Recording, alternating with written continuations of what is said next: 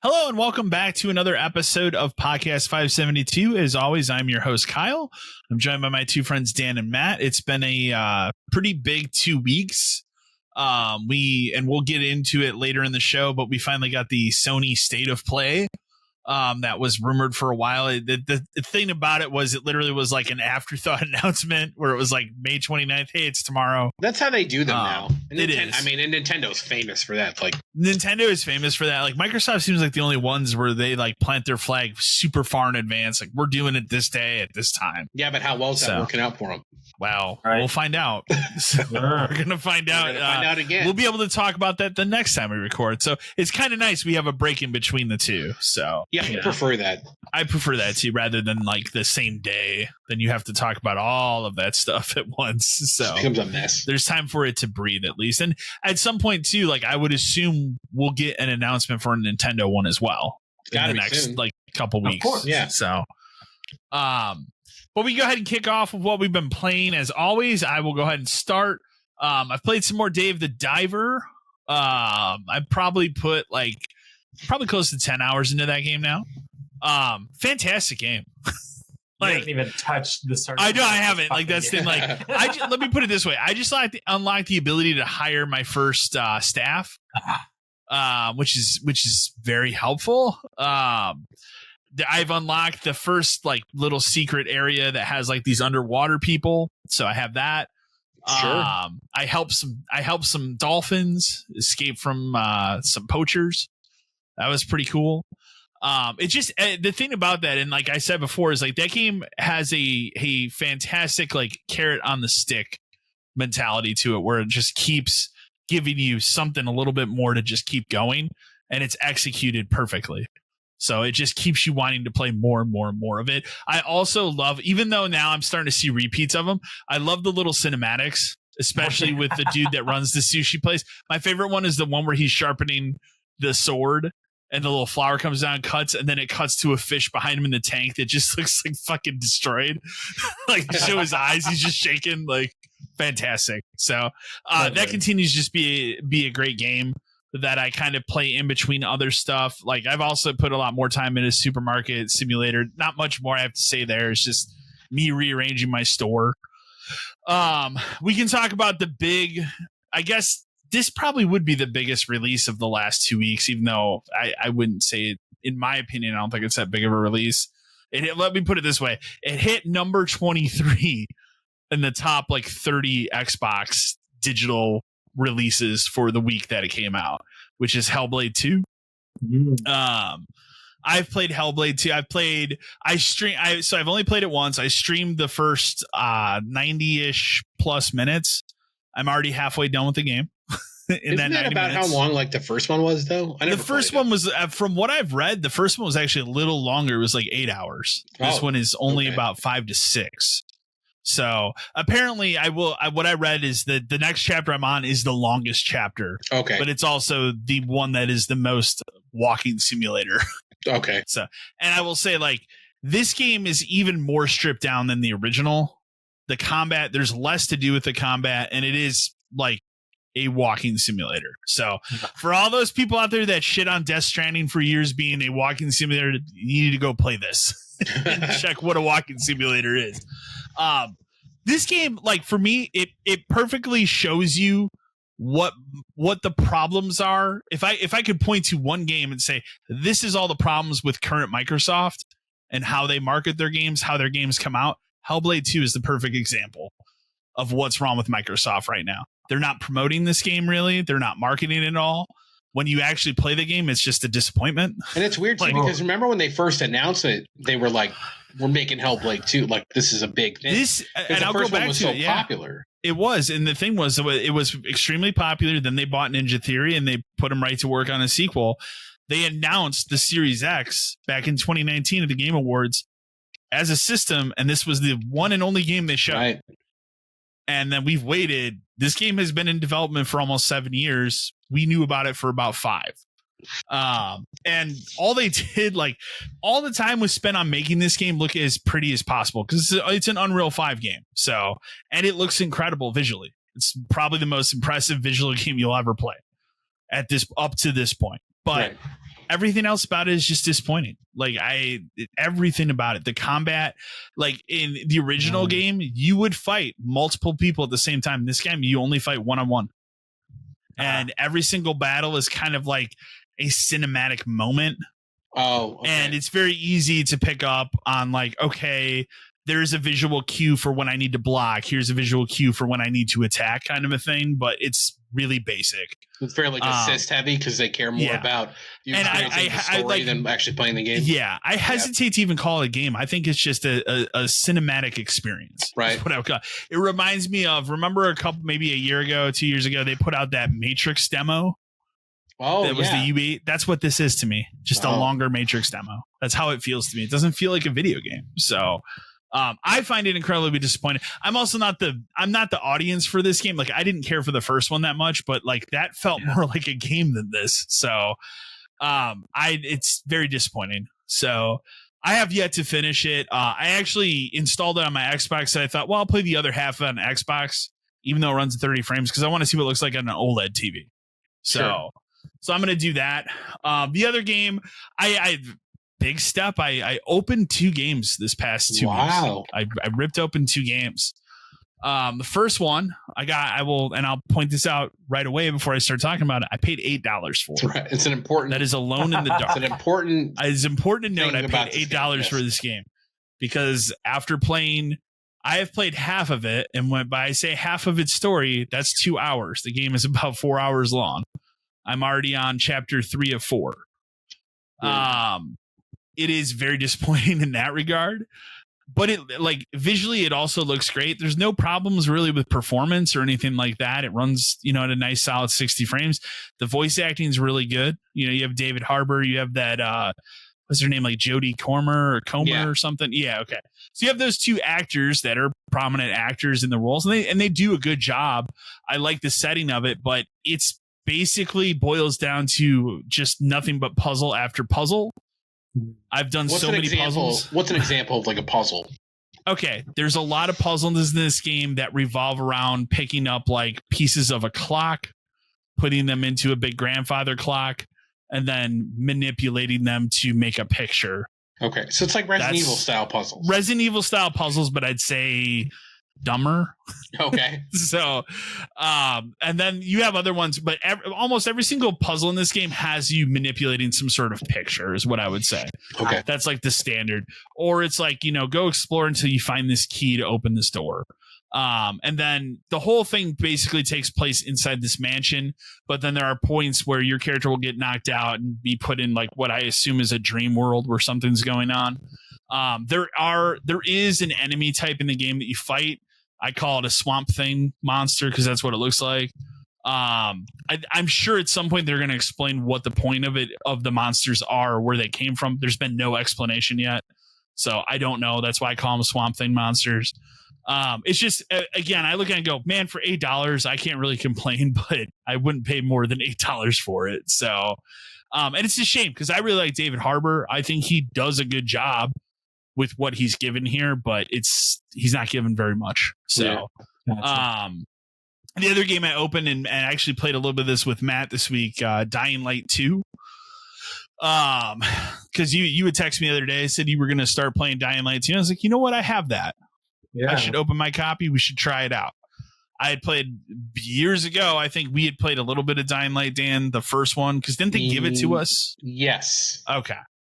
I didn't care for the original. I liked the idea of what they were doing, but it was one of those kind of things where it felt like it was trying too many things that just didn't work for the system at that time. Yeah. this game is 100% much better. Like So clean, it is man. what the first game should be. So my only gripe with it is the story kind of just throws you in there, and there's a lot of like, I don't really know what's going on with this character. You play as a generic Troy Baker character because it's voiced by Troy Baker, of course, but I don't know what's going on with the story of it yet. But every other aspect of it has been heavily improved. The co-op works fantastic. I was able to just drop into Matt's game and play without any issue. It doesn't have like, at least we haven't tried to play again, but it doesn't seem like it has that kind of issue with some co-op games where it's like, oh, you're too much further in the story. Dead Island has that. I always hate. Dead Island is one of the most notorious. Yeah. Visually, it looks great. All the parkour stuff works really, really well. This game has more of a verticality to it than the original one, because remember the original one. The other thing about the original one, it was a bitch to run around at night.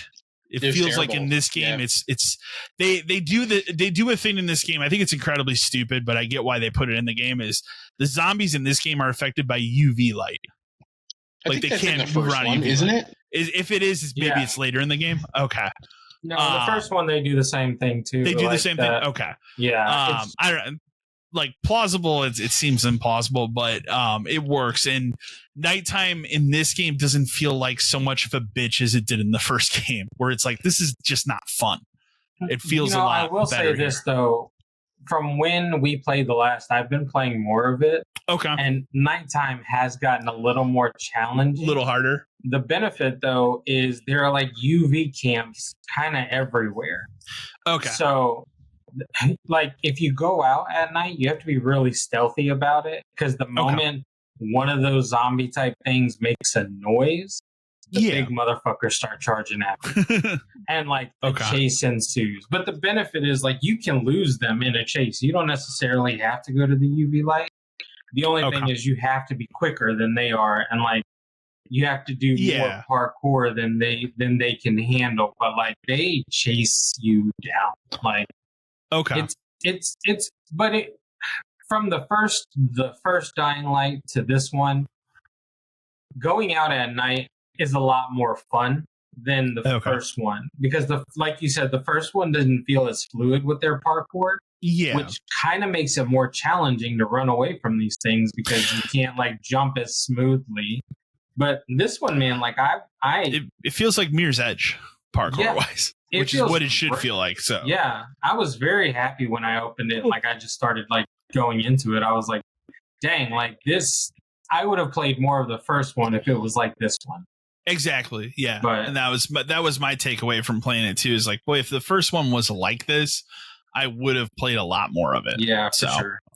And then the last couple little things here, I decided, because it came out, we've joked about it on the podcast so many times because it's been delayed so many times. X Defiant is out.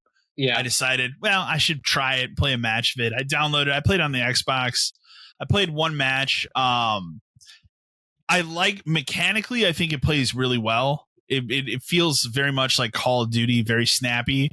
But my biggest gripe with it, no deathmatch. It's all Overwatch type matches. And I'm not into that. So I played the one match, which was like the standard Overwatch.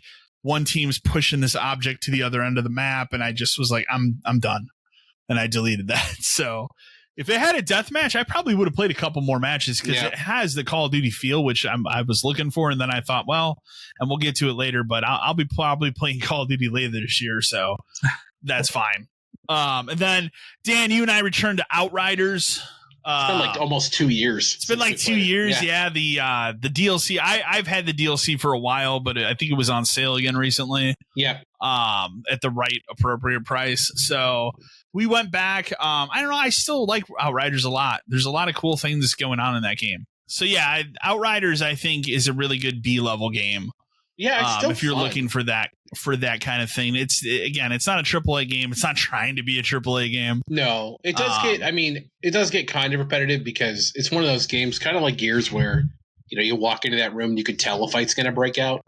You're constantly going back and forth and checking in. And we were talking about it, I think the last time we played, we probably talked about it before, but like the fast travel system in that game is just bad.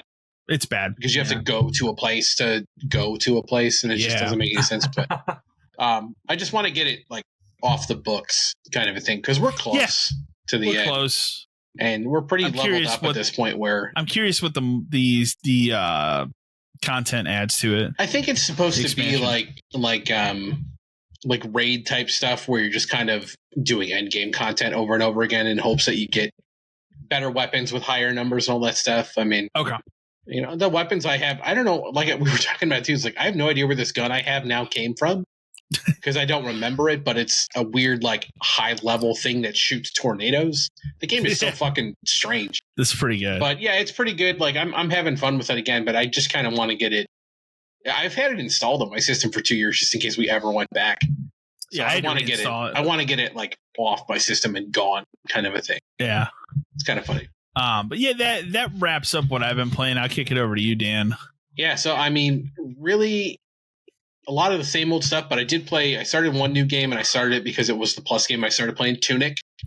Okay. I think Matt, you've played it before, right? We talked about. I played the first hour, and I do really like it, but I need to go back. I probably played like 4 or 5 hours in, and it's a really good game. I really like the fact that it does not explain like a single thing to you at all. Right. No, not at all. It's just like it's so weird that you play a game where it's 90% of it is in a different language that realistically you never have to translate. Like you could sit there and break it down if you wanted to.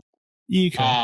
But that would require like serious level translation stuff. So, you know, it's really just kind of exploring it. So I finally gotten to a point where I'm starting to understand the combat better because it is, you don't want to say Dark Souls like, but it is like, it can be punishing. If you make a mistake, it can be a little punishing. Like you will die. And it's a weird game because it definitely has the aesthetic where you would think it's like a Zelda or like a game for kids, but it really doesn't play like that because I feel like a kid would get frustrated just trying to figure out where to go.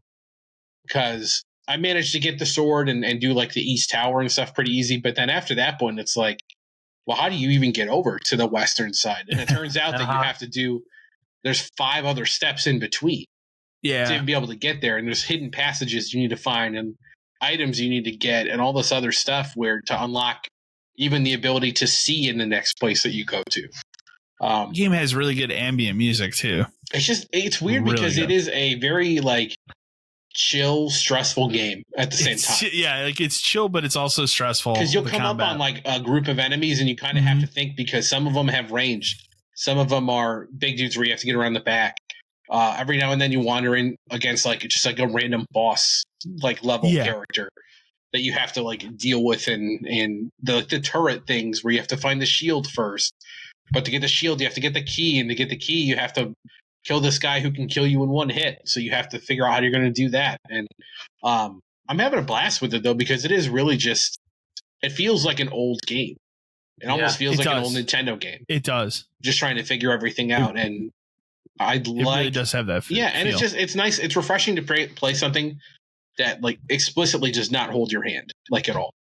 No, it is. You get like I really like how like you get like the little instruction pages and it kind of builds the manual as you play. But even that isn't super helpful outside of like the maps. And even the maps are kind of like, oh, I kind of get it, but you don't really know what some of these symbols mean. And there's like little hand drawn notes on there sometimes. And what does the music note mean? I have no clue. Yeah. And I still can't figure out what it does. But yeah, I finally, I think last night I finally cracked I got the lantern, so now I can go into the dark place kind of a thing. Okay. And so that's next on the list. And then I think from there, I think that's where I actually get to the western part so that I can go through and come back. But then it turns out that if the manual is anything to go by, this isn't even like a third of the game. There's like a ton more after I figure out this first part, which is cool. So like, it's just a chill, great game to get for free on Plus. Like it's the kind of thing where it's definitely worth buying, but it's even better to get for free. And it was one of those things where I always kind of like looked at it, especially because wasn't it like Switch only at the start? It was a Xbox. Game Pass only game for about a year, and then it came to PlayStation and Switch. I think that's why I didn't play it, because at the time my Game Pass was over and I wasn't going to re-sign up. Yeah, but I'm liking that game a lot, so I'll play through that to the end. And Platinum seems reasonable, so really just seems like play the game, and like do everything. It seems like it's one of those. Other than that, the only other like major things I've been playing is I'm really back into Fallout 76 now. Like I've been kind of playing it here and there, but like I've finally gotten into the end game loop. Where running events and getting legendaries to scrap to make better ones to do expeditions to get all. I'm finally powerful enough to be in this loop of the game. Okay. Where I finally got what's probably clearly the best shotgun in the game because it's a double barrel shotgun that holds 8 shots and it can freeze stuff. Yeah. And like with my strength and stuff, I spent like a day like respecting myself and redoing everything to like build myself for this shotgun thing. And now I just rip through stuff. Because the best part about that gun is it holds 8 shots. It has 1 reload animation. Oh, that's as opposed to like an automatic where you have to load 8 shots and you can only take 1 if one's bullets in there. It's 1 animation to put a bullet in, and you have 8. So you can just like fire the thing crazy fast over and over again. And because of like other perks and stuff, I don't think it's possible for me to run out of shotgun ammo at this point. It would be a lot. I've over like 2,500 shells. So it would be impossible to do. That's good. But yeah, the end game loop is actually kind of fun because it gets more hectic and more combat. And when you get to that part, that's what the content people are doing now. So like you'll go join an event where it's basically like defend this thing from waves of enemies. And it'll just send a shitload of enemies in there, but then there's like 6 people and there's explosions going on. I think what did we see recently? The numbers are like really high for it's incredibly high. Like I log in and the servers are full when I log in. Like it makes a new world, so you never like can't log in. But I'll log in and there's always like full teams running around. People are doing stuff. People are doing the expeditions or the dailies. And I've gotten into that loop of doing the dailies to unlock the other stuff. Sure.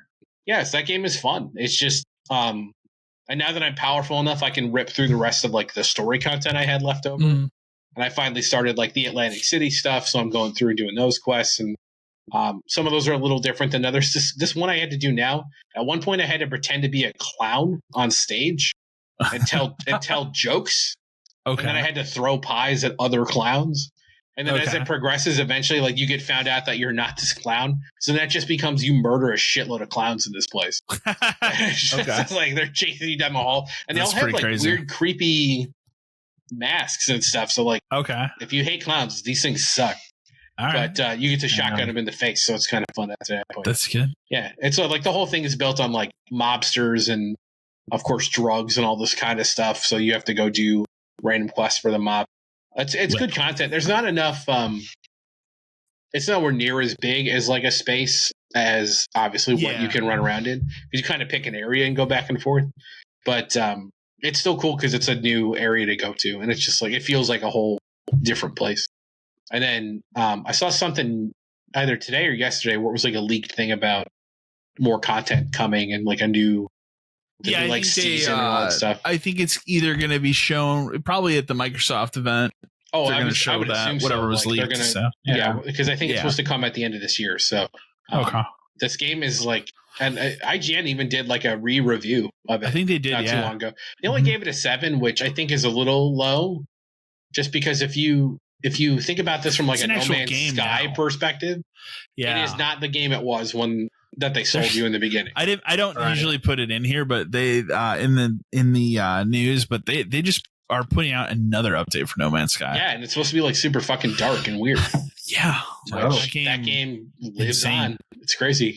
But so I played a lot of Fallout 76, and that's the kind of thing where I now play it and just do like the dailies and stuff for a couple hours a day and just kind of a check-in.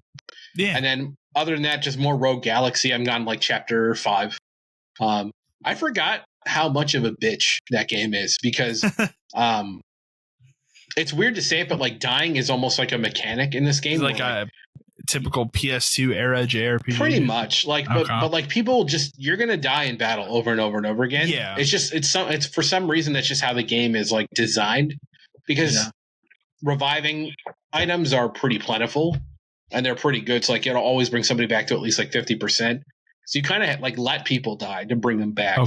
And, but that game is more difficult than I remember. I'm at a part now where I have to grind for a while to get leveled up. But It's still really good. Like I still can't believe that this game is like fully voice acted. It has cinematics. You never beat it back in the day, right? No, I got really far, but for whatever I was at the point where I was really trying to do like everything in that game. Okay. And that will bog you down at a certain point, especially with like the level weapons and stuff.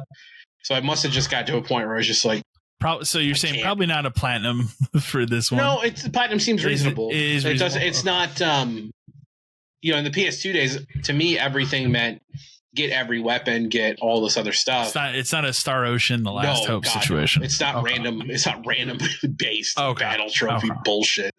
Which even the new Star Ocean luckily did not have that.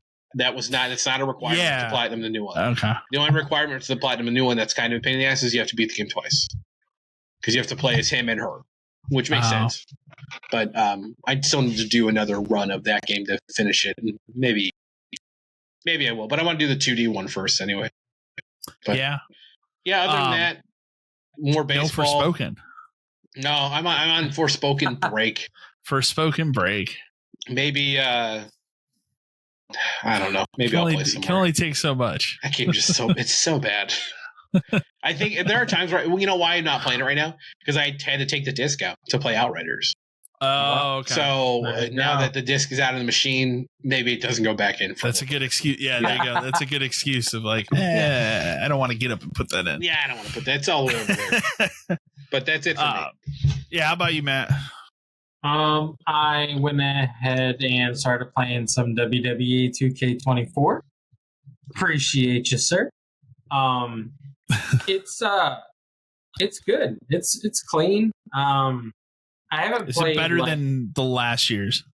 So I can't say that yet because I haven't started like the story mode per se in the game.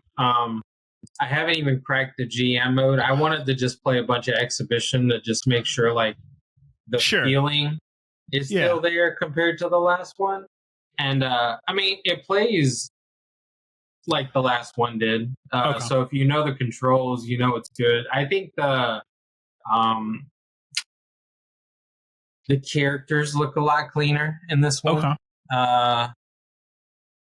I can say I went ahead and bought the DLC that they just released with the CM Punk and the ECW pack. Okay. The big thing there was a lot of people were pissed that Sandman doesn't come through the crowd. He only comes through the rampway. Oh. Which is kind of weird because I'm like, Sandman always comes through the crowd. Like, it's why wouldn't you put something like that? It takes effort. We'd have to spend time to do that. Yeah. For sure. So far it's been good. Like I said, I'm just playing a bunch of exhibition to kind of just make sure I get the feel. I do want to crack into the My Rise and the storyline to kind of to see how they. It's all Cody this year, right? Yeah, it's all Cody from what I know. I also want to start looking through like the created characters, like the community creations, because I've been watching like a lot of videos on YouTube of people who've been creating some of the like craziest downloadable characters, like spitting image of like MJF in AEW or oh yeah, you can get like all those guys. You can get all sorts of crazy shit. Yeah. So I'm stoked to get into that. I also, again, playing Dying Light 2. It's like we talked about earlier, it's a very good game. I'm kind of glad I waited and I bought the like complete edition. Because I want to say I found that for like $10 or $15 on a Black Friday. So it's a good deal. Yeah, I'm definitely glad I started getting into that again. I bought a game called Tempo the Badass Elephant. I've heard of it. I believe it was a 360 game. It was back when this was a thing. It's not really a thing anymore because Games of Gold doesn't exist anymore. Right. It was a Games of Gold game at one point. So that's how I have it. But I want to say my girlfriend played it at one point, but I have not. It reminds me of Metal Slug. Games of Gold, man. Like it's identical to Metal Slug. The way like you're rescuing people throughout the levels, you're destroying everything, you're blowing up people. Essentially, it's like Metal Slug with an elephant. I love Metal Slug, man. Yeah, I do too. So like, it's been a lot of fun playing that one. I bought it for like $3 or $4. It was on sale, and there are a lot of digital sales going on both systems right now. The PlayStation one was great. There was like 3 going on at the same time. Mm-hmm. Yeah, it's wild. And then Dave the Diver. I'm still playing that a lot, and like I messaged you the other day, Kyle. Like, I don't even know where this one came from. Like, I didn't expect this, but at the point I am at now, I just played like a cooking mini game, which is like wild because I was not expecting that after the farming aspect, the fishing aspect, the fucking like. It just keeps opening up, man. Like, dude, it's getting crazy. It's ridiculous how much is in it. It's such a good game. Like, I can't even. I'm definitely glad I pulled the trigger and I bought it when I saw it on discount. Yeah, and I really appreciate the fact that they've released 2 DLCs. Both have been free. Like, yeah, what was the first one? The Godzilla one was the one that just came out. The Godzilla just came out, and the last one I think was like it's like a level. It's another like boss type. Oh, it's correctly from that other. I know what it is now because I'll explain why I know. It's from that Dredge game that came out. The game, the fishing one. Okay. And the reason I know that is because at some point I amassed enough of these like PlayStation points from like how they do rewards now that I could get a copy of that for free. Yeah, so I did that the other day. Stardew Valley. You did Stardew Valley? Yeah. Okay. Oh, nice. I did Dredge, and I was like, I'll finally play this. And then when I did that, that's what triggered me to look at it and go, oh, that's right. There's a DLC for free for Dave the Diver. So I installed that. So yeah, I just think it's awesome that they've been providing us 2 free DLC. It is, and it's. I think I read somewhere that they have plans to do more of those. Like, I'm so excited, crossover. Man. Like, and the crazy thing is I know I'm nowhere near the ending of the game.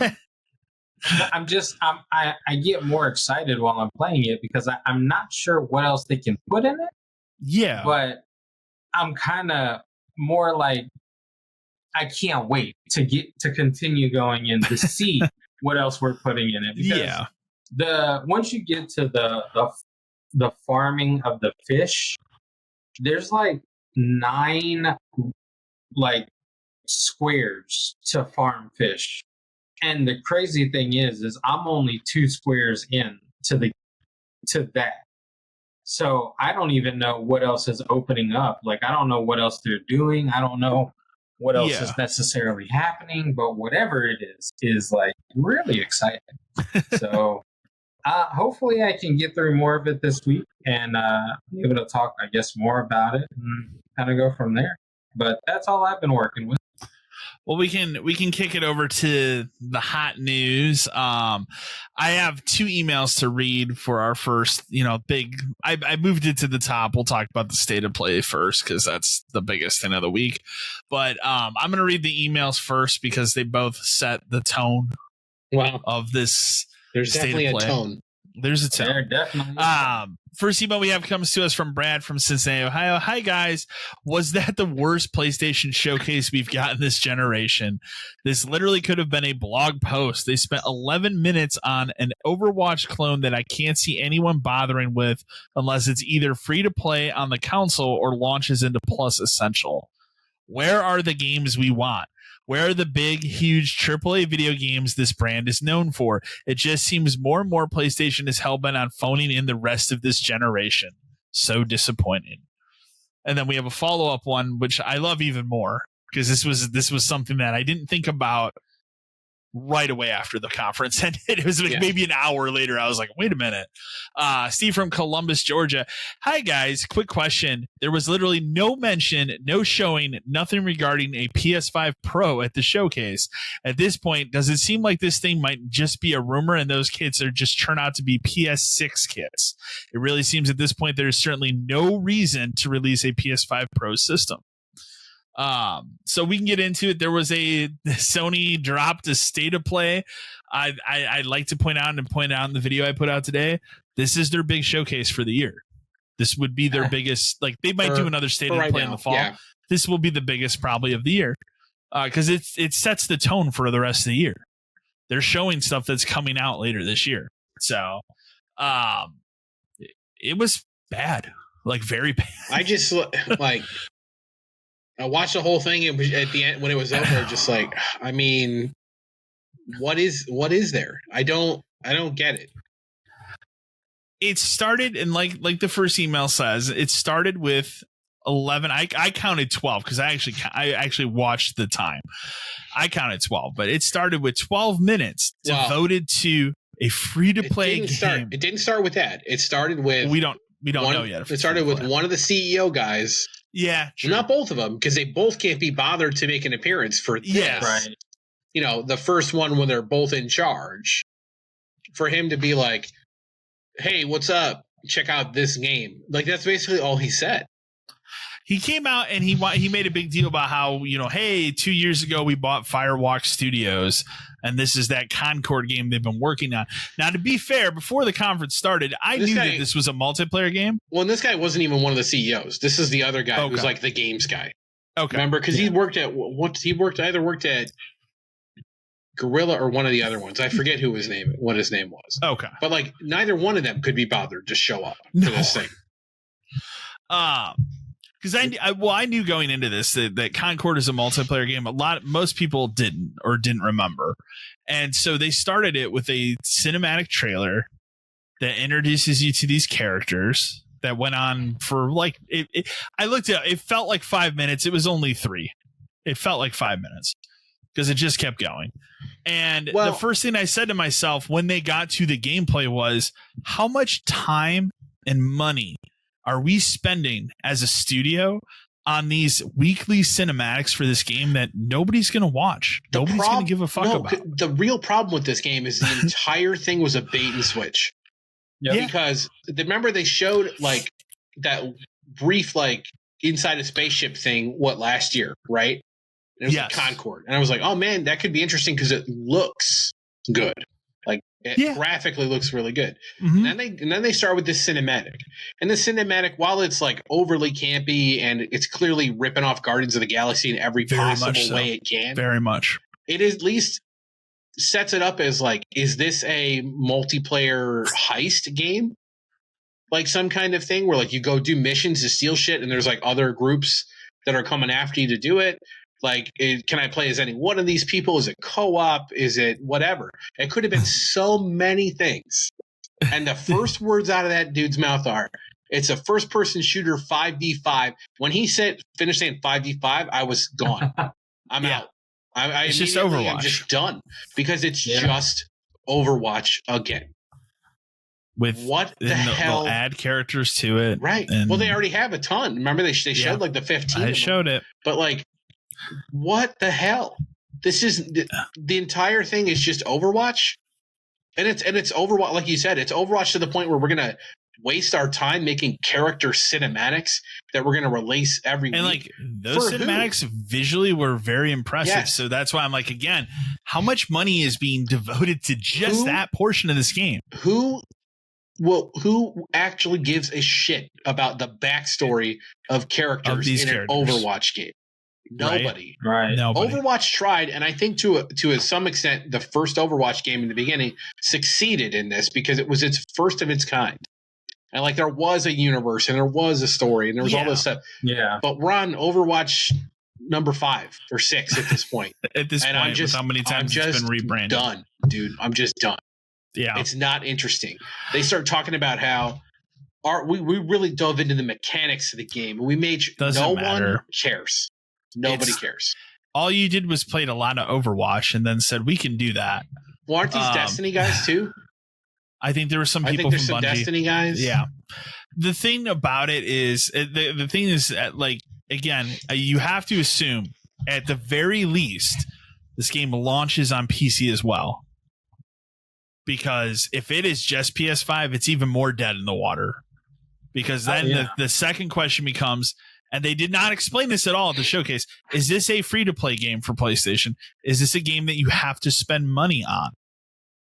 Is it going to be a game that's just free for everybody that has Plus? We don't know that. It better be, because I can't. And it has to be one of those, because if it is a game that they are going to charge $70 for, nobody is buying this. games. No, God, no. And it's going to be a disaster for them. So my assumption is that it'll either be free to play or it'll be a plus game that they're just going to give everybody, which I think it said it comes out in August. So it comes out on my birthday. Yeah. Okay. So you know what to get me. Copy a Concord. Oh, yeah, there you go.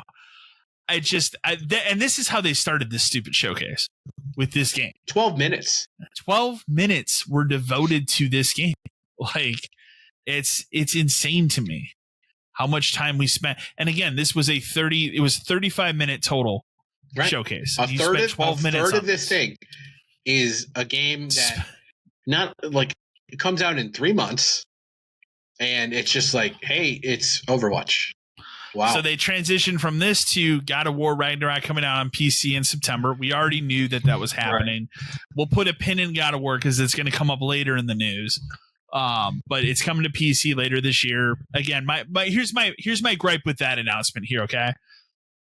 Why put that in the showcase? Because your audience that is watching a PlayStation showcase are not PC only gamers. Right. They're PlayStation but gamers. It's got support for ultra high res. It's got But the audience is watching this has already played it. So I don't understand. That game could have been left out and been a blog post. Or it could have been in a sizzle reel thing and not just like or something like, hey, games coming to PC, right. Something like that. We finally get around to something that I have some interest in, but it wasn't a launch trailer. It's a 2025 title. That is Dynasty Warriors Origins. So it looks to be a prequel. It's another Omega Force game. I haven't played an Omega Force game in a decade, so I'm at the point where like I watched this trailer and went, yeah, I do like those kind of games. I like those games. I talked about that when I was playing Warriors All-Stars. I like that game, but nobody buys Dynasty Warriors games. No. To the point where I'm kind of surprised they keep making them. What can you tell me about Infinite Nikki? The dress-up game of the year 2024. Dress-up game of the year 2024. Yeah. Did you like the rip-off Super Mario Odyssey music that I'm played all in. The entire I'm all in on dress-up game 2024. This looks incredible. Open world dress-up adventure. Is it going to be like a Genshin type thing, or are you going to pay for this? It kind of looks like it. There's supposed to be a beta test at some point. Okay. I'm all in. I don't care. I'm all in. Infinite dress-ups, dude. Who cares? This is another thing I ranted on a little bit in my video.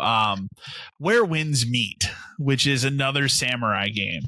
My issue is loaded up. There are too many fucking samurai games. No, not anymore. It's a whole genre. We can't get it is, but like, why can't we get the Tenchu game Matt wants? Why can't we do some sort of stealth thing? No. Why is every one of these have to be the same fucking game? Like at this point, I can look at this or Rise of the Ronin, maybe even a little bit of Tsushima, and there's that other game that's coming out too. Neo.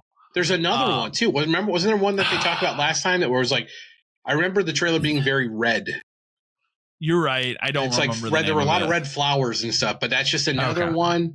But like, and the thing is like, they're trying to be a little different. Like this one's got like a little bit of magic in it. Like it's just a sword game, dude. They're all sword games. They're all sword games. Yeah. Ballad of Antera, I was excited about until I learned it was a free to play game. Because I thought it looked really good visually, but it's a free to play Souls-like game. Again, there's a lot of those. We stepped into what I'm gonna say, like at this point, if it hasn't been obvious, the PSVR 2 has been a disaster and it's dead. It's on its way out. It's on its way out. And it's going to get the same treatment the first one did where they just stopped. It already has been. Yeah. Yeah. You got two announcements at this thing. You got the people that made The Walking Dead Saints and Sinners has a new game with Skydance. I don't know why they played up Skydance. Like that's a movie studio that's not doing very well right now. So that name doesn't bring anything to the table, especially for people that play games. It's just weird that it's called Skydance's Behemoth. Skydance. Yeah. Behemoth. Whatever. That's what I said. And then I got excited briefly when they showed this Alien game until I realized, it's that game that's already out on the Meta. Well, the other thing about that VR game. That Skydance game is it's just on Meta and Steam as well. Yeah. So you don't have to buy a PSVR for No, you don't. The other thing, like the frame rate for this Alien game looked terrible. Like, I don't know what was going on. There were parts of it that didn't look super great either, but I'm hoping maybe that's just because it's a VR game and those don't look right when they're. I mean, I get it. This is a year where we actually have a new Alien movie coming out, so you want to put something out, but like a VR but it already exists. Dan, I hope you sure like 5v5. Do you know what I like? I like Overwatch clones. Was there another one, maybe? There is. Let me tell you about it. It's called Marvel Rivals. God damn, dude. There's going to be a closed beta in July. Fuck. To be fair, this is on both systems, but again, another Overwatch. Overwatch. You can make this, but you can't just give me back Marvel Heroes. Right? I can't have the Diablo Marvel game back, which was very good. I have to have fucking Overwatch again. They took the Marvel game you and I liked away from us, so we got the Avengers game. Yes, in its place. The reason that game got taken away is because of Avengers, which is a terrible game. And then now Avengers was so bad they figured, fuck it, we have to do something else. We have to copy something else. Yeah. Now it's this. It's like, just make the Diablo game again. Make it now. Copy Diablo 4. Yeah. Do that, because this is maddening. And like, wow, NetEase. Wow, that's a team I can really get behind to make a game. Like, just no. Terrible. Beta test coming soon, but again, it just looks. You know what the worst part is? It looks like Overwatch. It just looks generic. It just like the views and the powers. It just all looks the same. I saw some of the same like crosshairs. Yes, in that one specifically. Until Dawn. I think we talked about this maybe a year ago at a showcase. They were they quote unquote remaking it. This really just seems like a port job now. It looks like a bad port job. It looks visually worse. It also looks like they darkened the visuals more. Is it just me, or did some of the people not look like the actors anymore too? Which again, that could be a thing where they don't have the ability to license their faces and stuff anymore. Yeah, that's possible. Hayden Panettiere still looked like her, and the one guy did.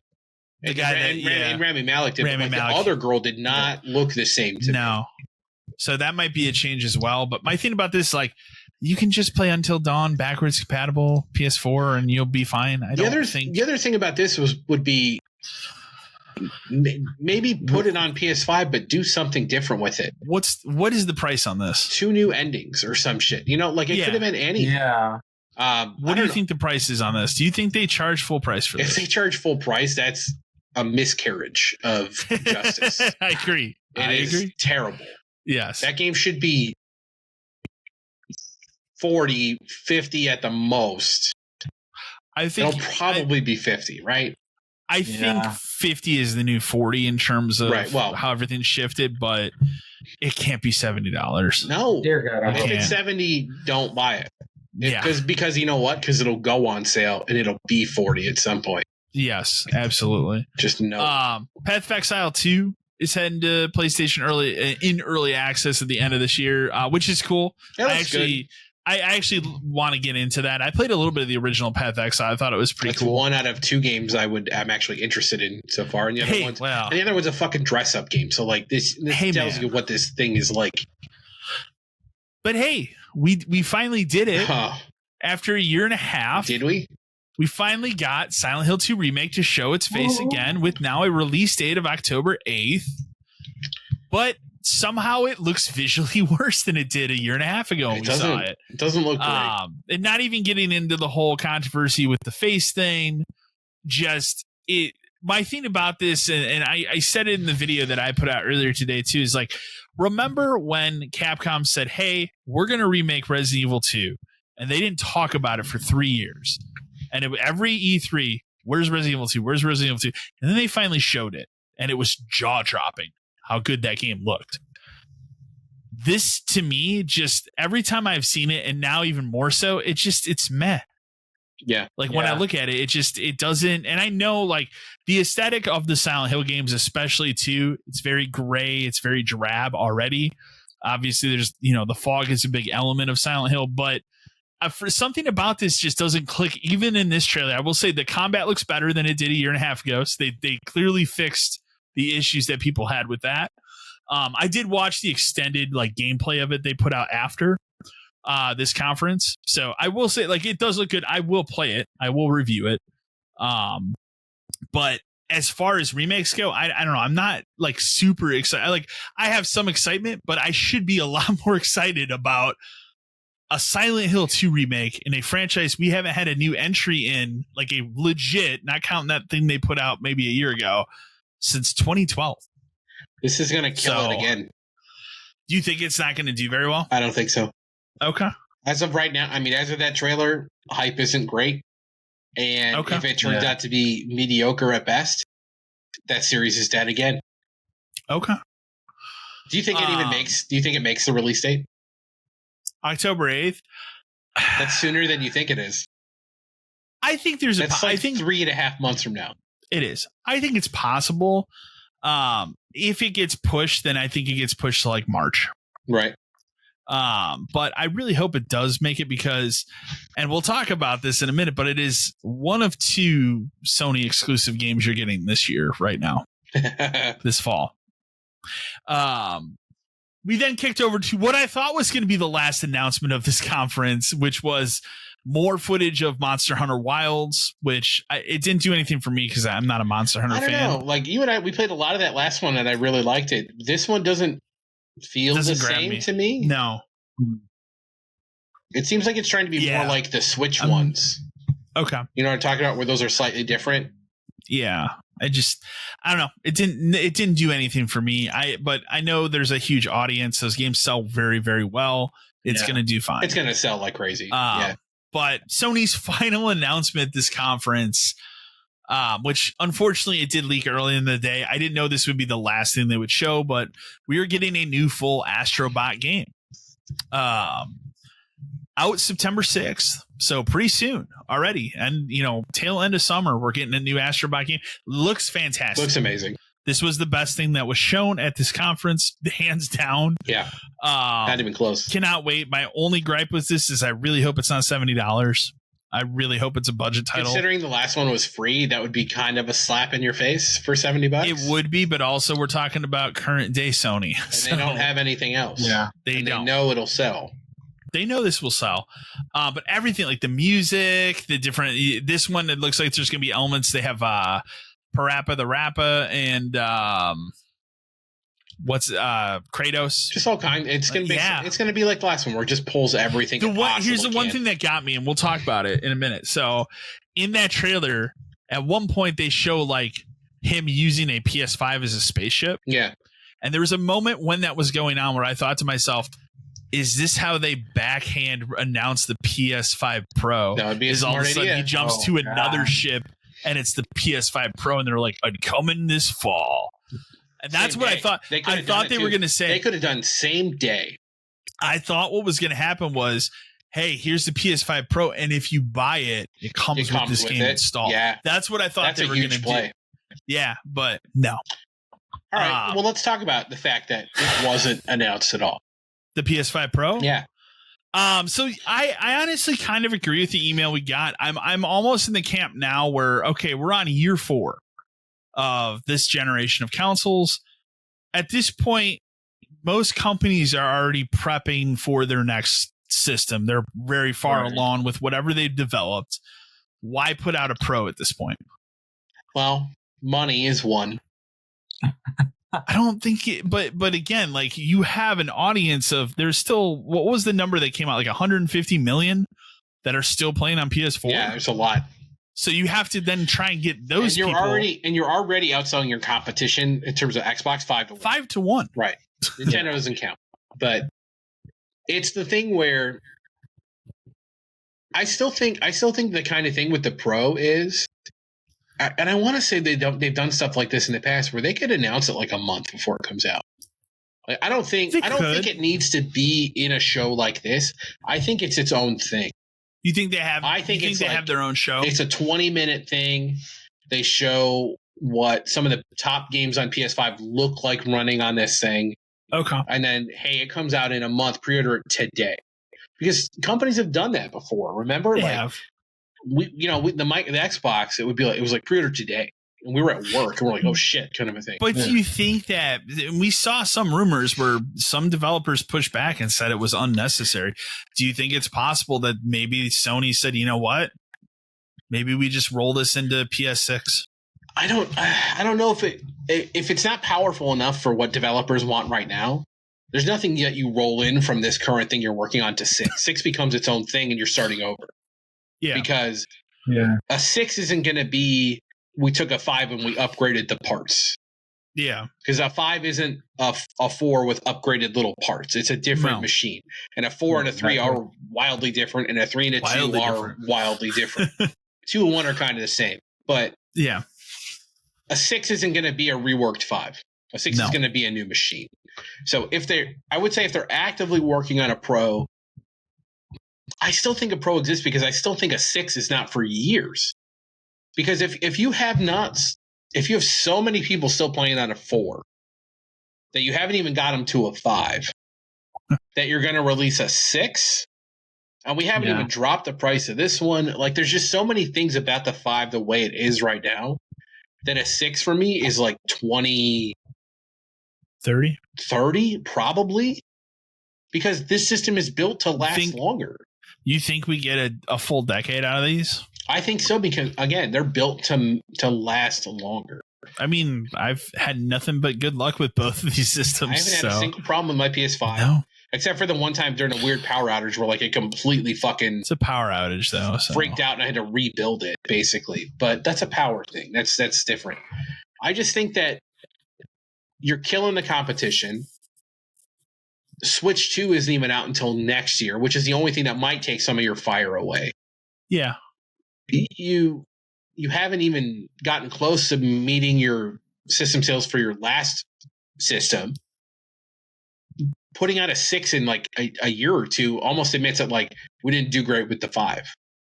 So you didn't do great with the 5 and you never reached your potential of 5, but I'm supposed to buy a $600 system. Is that what a 6 is going to be? Because who knows what these prices are going to be like. Yeah, that's the other thing. Like, we don't know. Like, I have to imagine at this point, being 4 years in, let's say they do come out with it. Let's say it's this fall. Sure. For the sake of argument, let's say we get to August, right before that game, the Astrobot game's coming out, and they go, okay, we're going to do a conference tomorrow. And they show it off. They show how much better it is if you buy it. They announce the price. I see more at this point of them doing, hey, this is the $499 price, and we drop the price of the current PS5, because at this point, if we're going to do it, you want to get those users into a PS5 at this point. Right. And that would be the way to do it, because if you drop it more expensive. Mm-hmm. Right. I don't think you can make it more expensive at this point. I think you have to sit it at 500. My thought would be, so they're like, this is the new PlayStation 5 Pro. It's $500.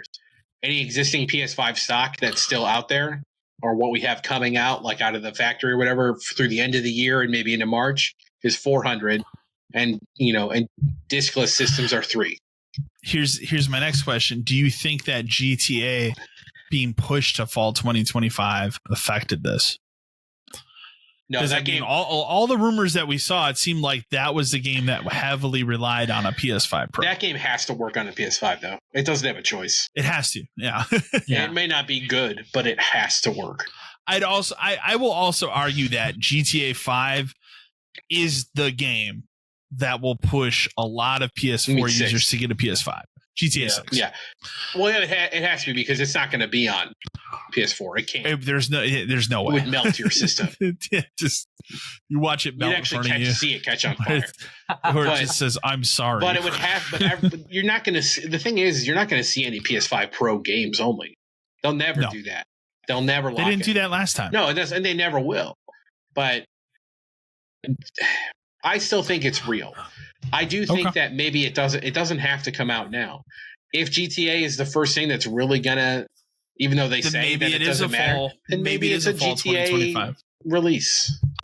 Like I could see them coming out very close to each other. Maybe the system is maybe 2 weeks ahead of a GTA date. Maybe a more realistic timeline then would be fall 2025 for a PS5 Pro. And maybe looking at 2028, 2029 for a PS6. That makes more sense to me. Okay. And then by the time, and then if you think about that too, like by the time we get to 28 or 29 for a 6, then that's finally time where they could be like, it's digital only. Sorry.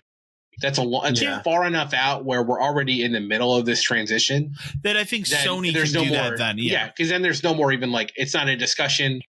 we're not letting you down by telling you this because we've told you 5 years ago. So, and that's PS6 will be the death of discs, and Xbox is already there. Let me put it this way then.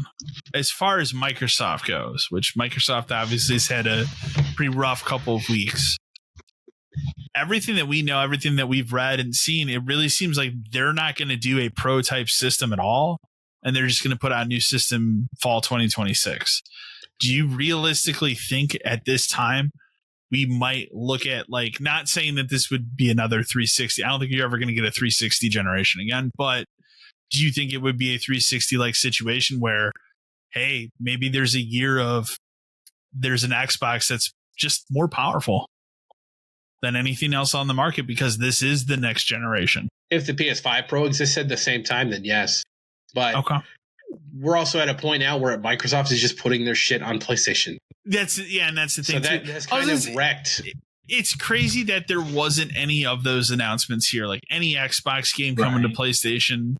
A little bit. I would have, if it was, it would have been something small, or it would have been something that was already out, kind of like the 4 games they had talked about before. But I also don't think that they say anything about that at the Xbox conference. Not at the Bethesda thing. I think if there's any mention of like, hey, Halo MCC is coming to PlayStation, at this point, that would be like Summer Game Fest. Yeah, that would be, because that's a big Summer Game Fest thing. You can't go up on the Microsoft stage and come out and go, okay, hey, here's MCC coming to PS5. No, like, but you can release a trailer for it at Game Award, not even Game Awards, but Summer Game Fest. Summer Game Fest. Where Jeff comes out and it comes out and it goes, world exclusive reveal or some whatever they say during those things. How'd you like to experience Master Chief's journey again? And then it just on a different system. You hear Cortana say, "Chief, wake up." Yeah. And he wakes up and he looks down and he's holding a PS5 controller. I mean, we've talked about it at length, but like I'm all for it. Do it. So I want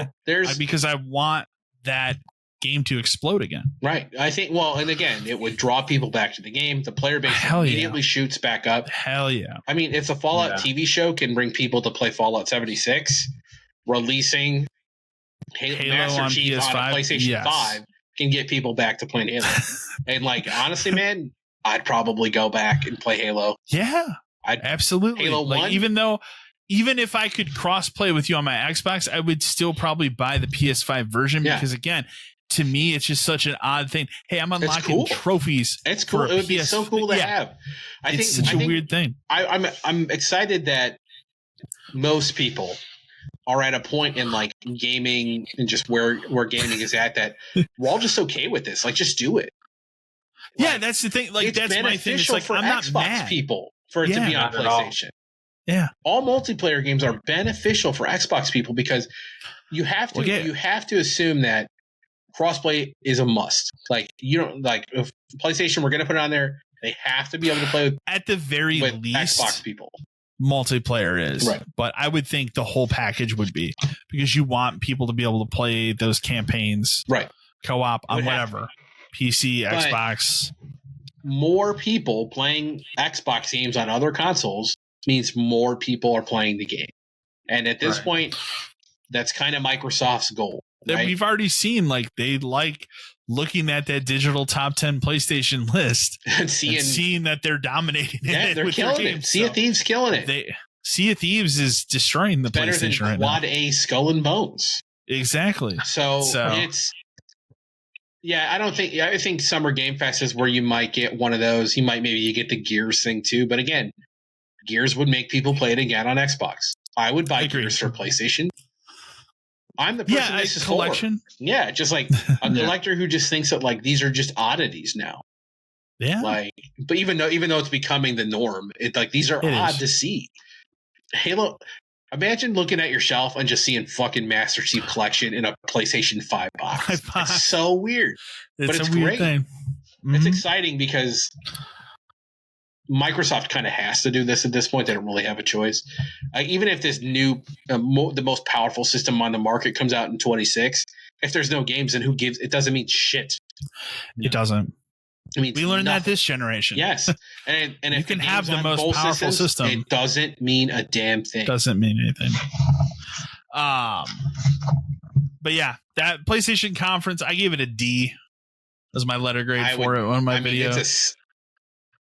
It's a D. I would say D plus at best. But it's just like 2 Overwatch games just murders it. And and Astrobots what got it a D in my opinion. Mm-hmm. Yeah. And Dress Up Game is probably why I give it a plus. There you go. One of the things that was garbage. One of the things I hated the most about it was I was watching the IGN feed, I told you, and as soon as it cuts back over like the IGN people who have to pump this up because it's their job to pretend that it was good, is the guy goes, I counted 14 games. Okay, pump the brakes because 2 of those are Overwatch clones.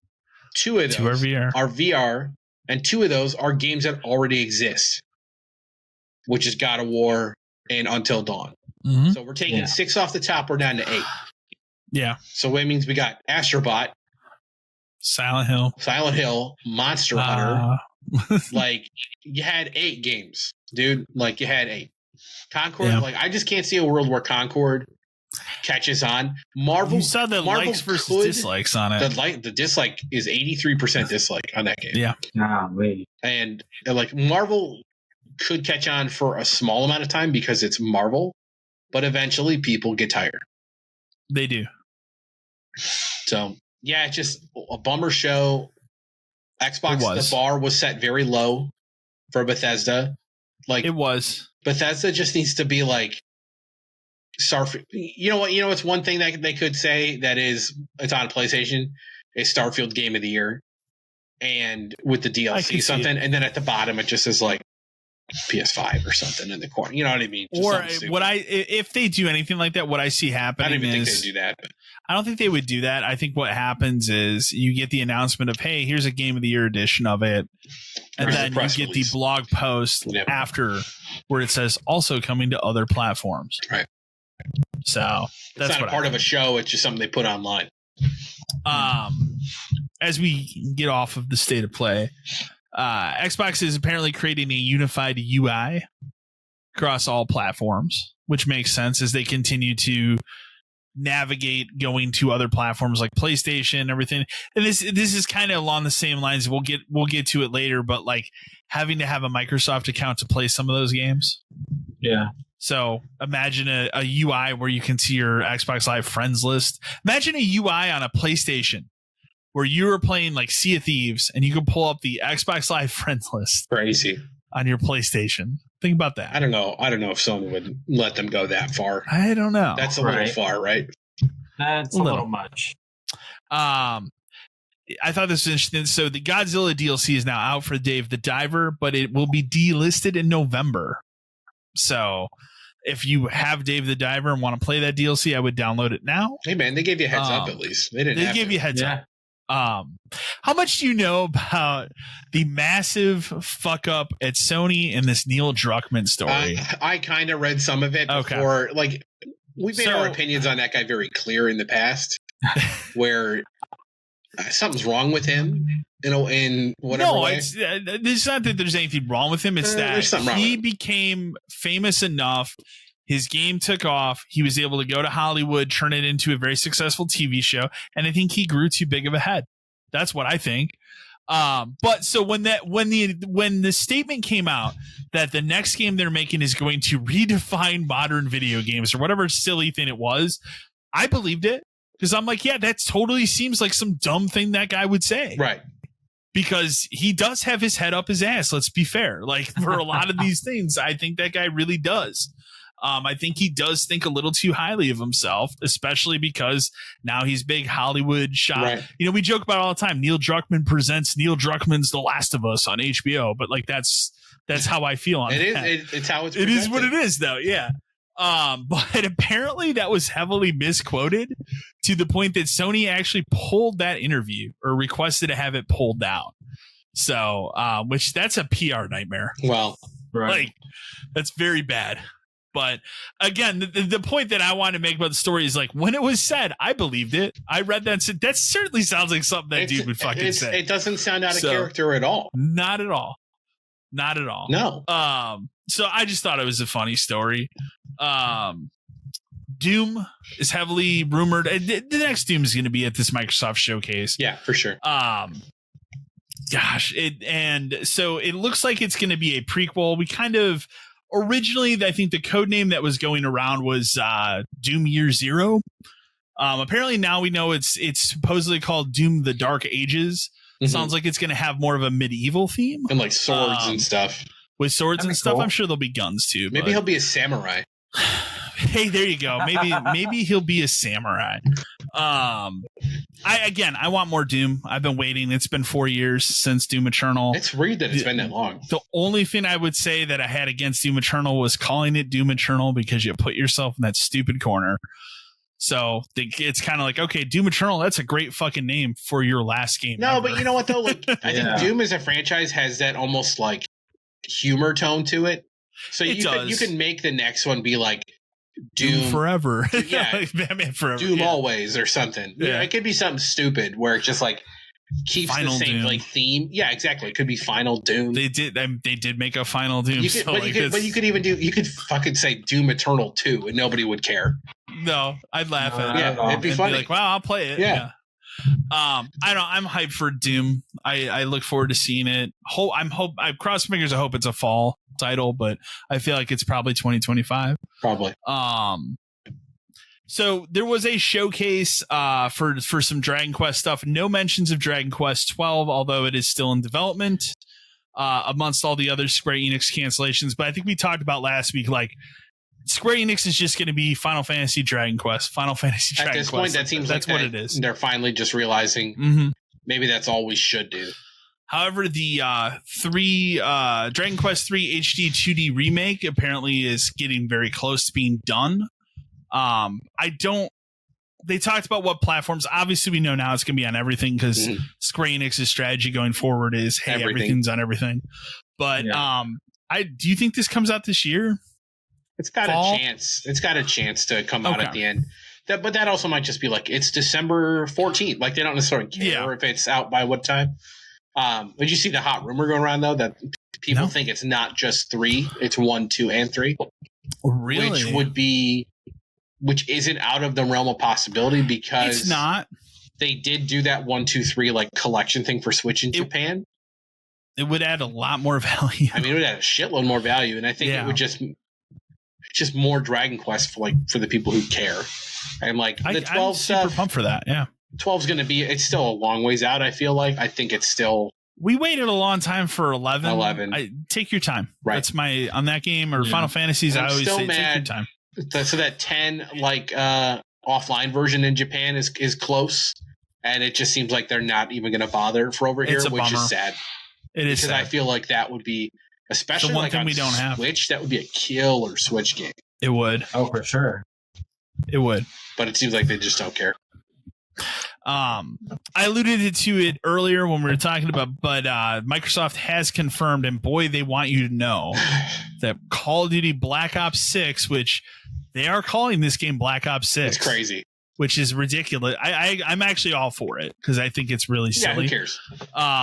Will launch day one on Game Pass. And it's not going to be on like a separate tier. It's not locked on a tier. Nope. So it's on all tiers of Game Pass. They want you to know that this is coming out this year on Game Pass. This is very much a like, we bought it, we own it, we control it. It's on Game Pass. Yeah. You want to pay? You want to play it on Xbox? I don't know if it's the right Game move. Pass. If you want to play it on PlayStation, spend $70. That's the whole point they're trying to get across. I just don't think it's the right move still. But we'll see. They could have got. I argue they could have gotten away with another year, 6 months. Telling you out the gate for the first 6 months. It's not. 6 months later, it's gonna be on Game Pass. And see, but I think the reason that they said fuck it and they went with this specifically is the Game Pass promises anything first party is day one. And if they would have done something like that, you would have those people. You already have enough people that are revolting over other shit right now. That would cause another PR shitstorm. And I think it really proves that the goal of Xbox is Game Pass subscriptions and not anything else. No. It's not to sell physical copies of games. We know that that's not it anymore. It's barely to sell systems at this point.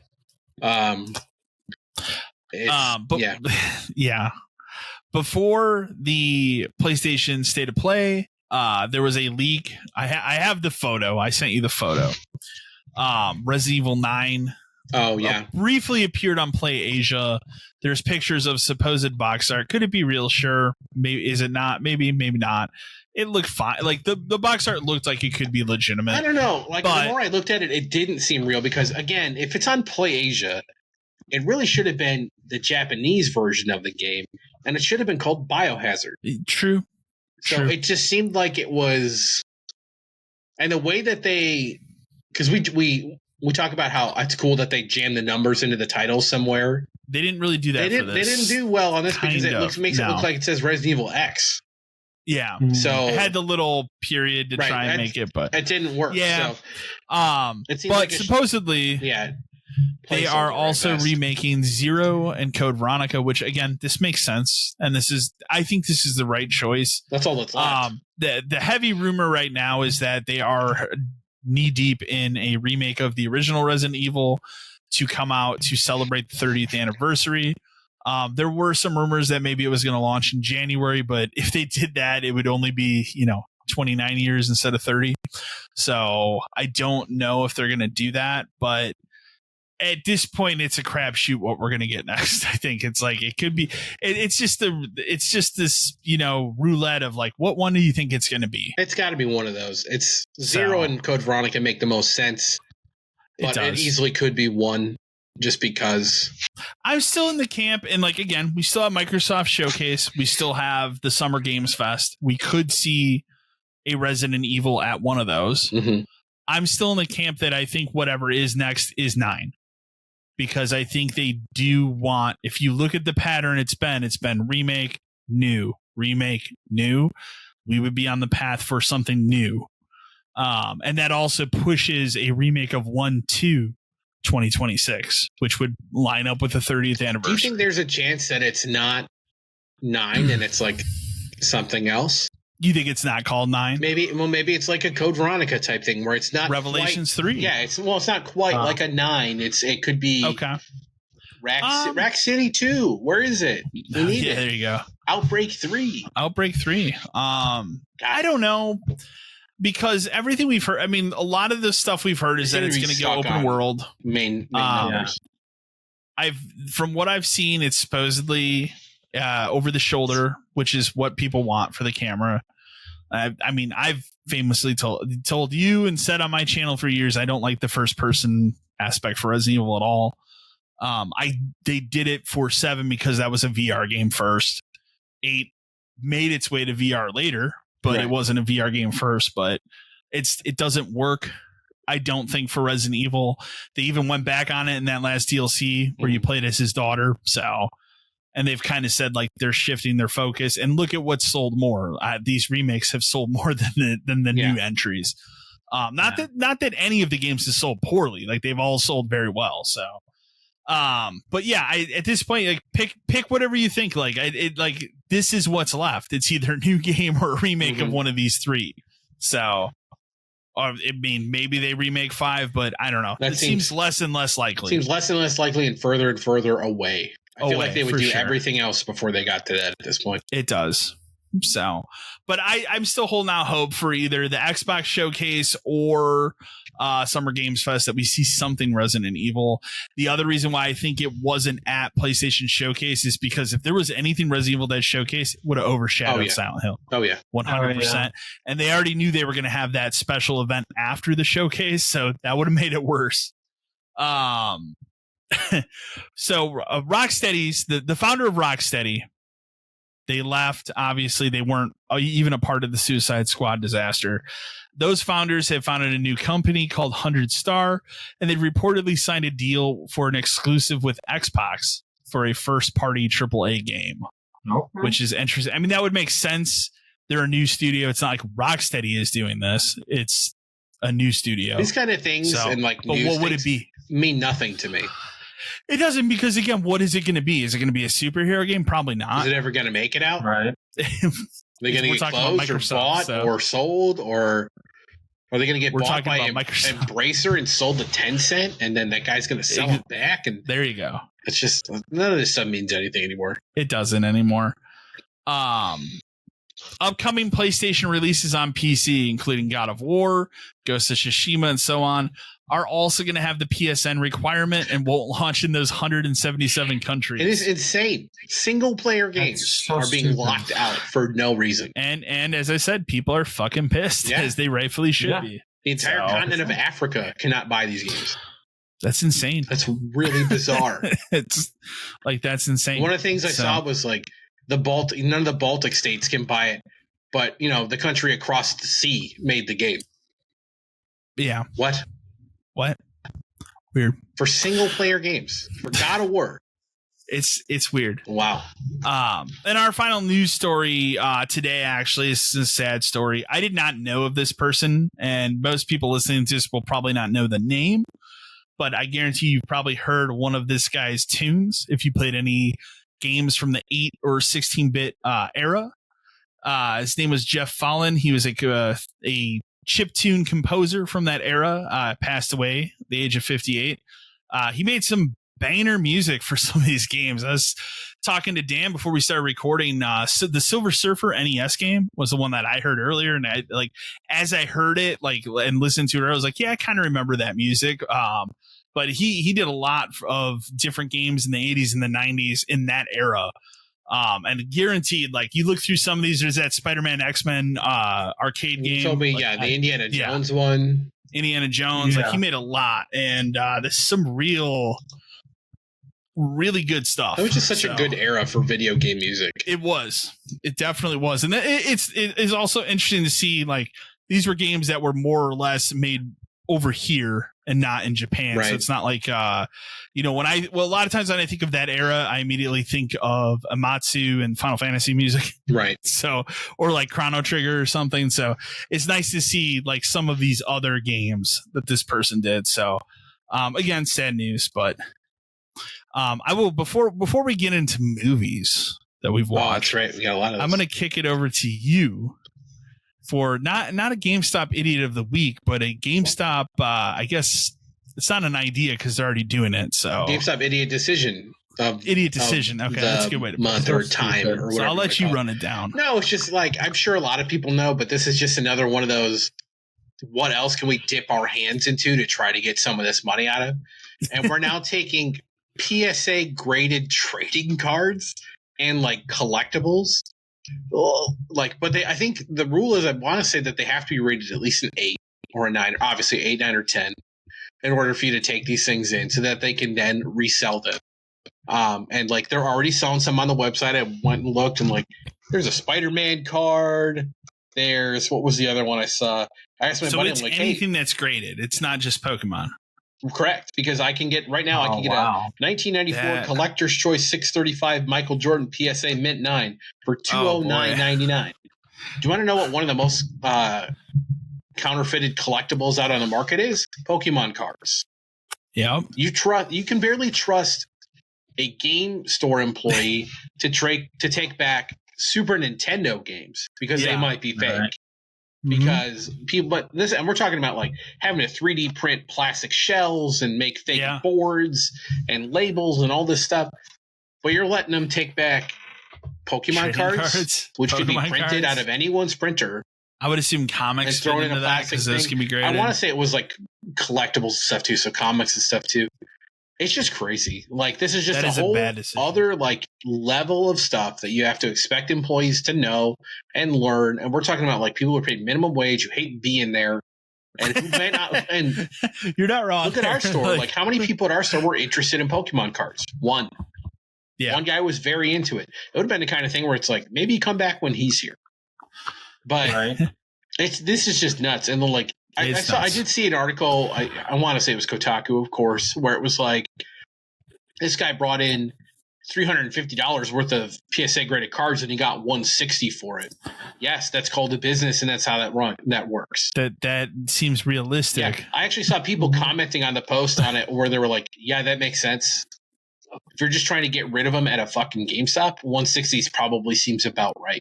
That's probably what you're going to get. I wouldn't trust, especially if I'm buying it online from GameStop. Yeah. I wouldn't trust it at all. You got counterfeit games from them. for Super Nintendo and stuff. And I know people get Pokemon ones all the time. I know that these things happen. These are just cards.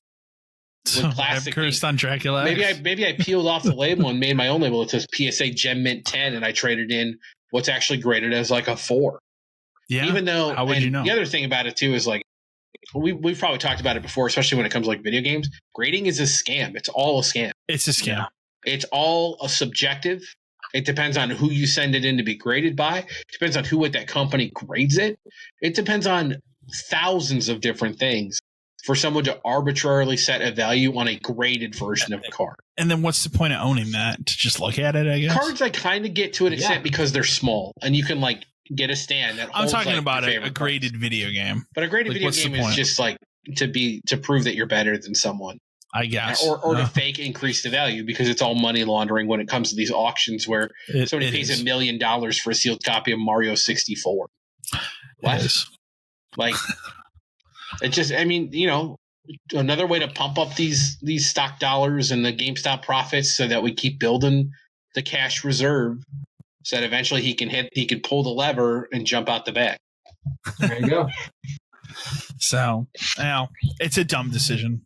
It's just unnecessary. Do you think it lasts, or do you think it's the kind of thing where they just kind of phase it out after a little while? It's probably one of those things where it always is kind of around, but the hype around it dies, and it just never just becomes like a whatever. It's a thing that kind of exists. Like retro games are still a thing there, and you seem to be seeing them pop up in stores more because I think more stores have finally understood what we did.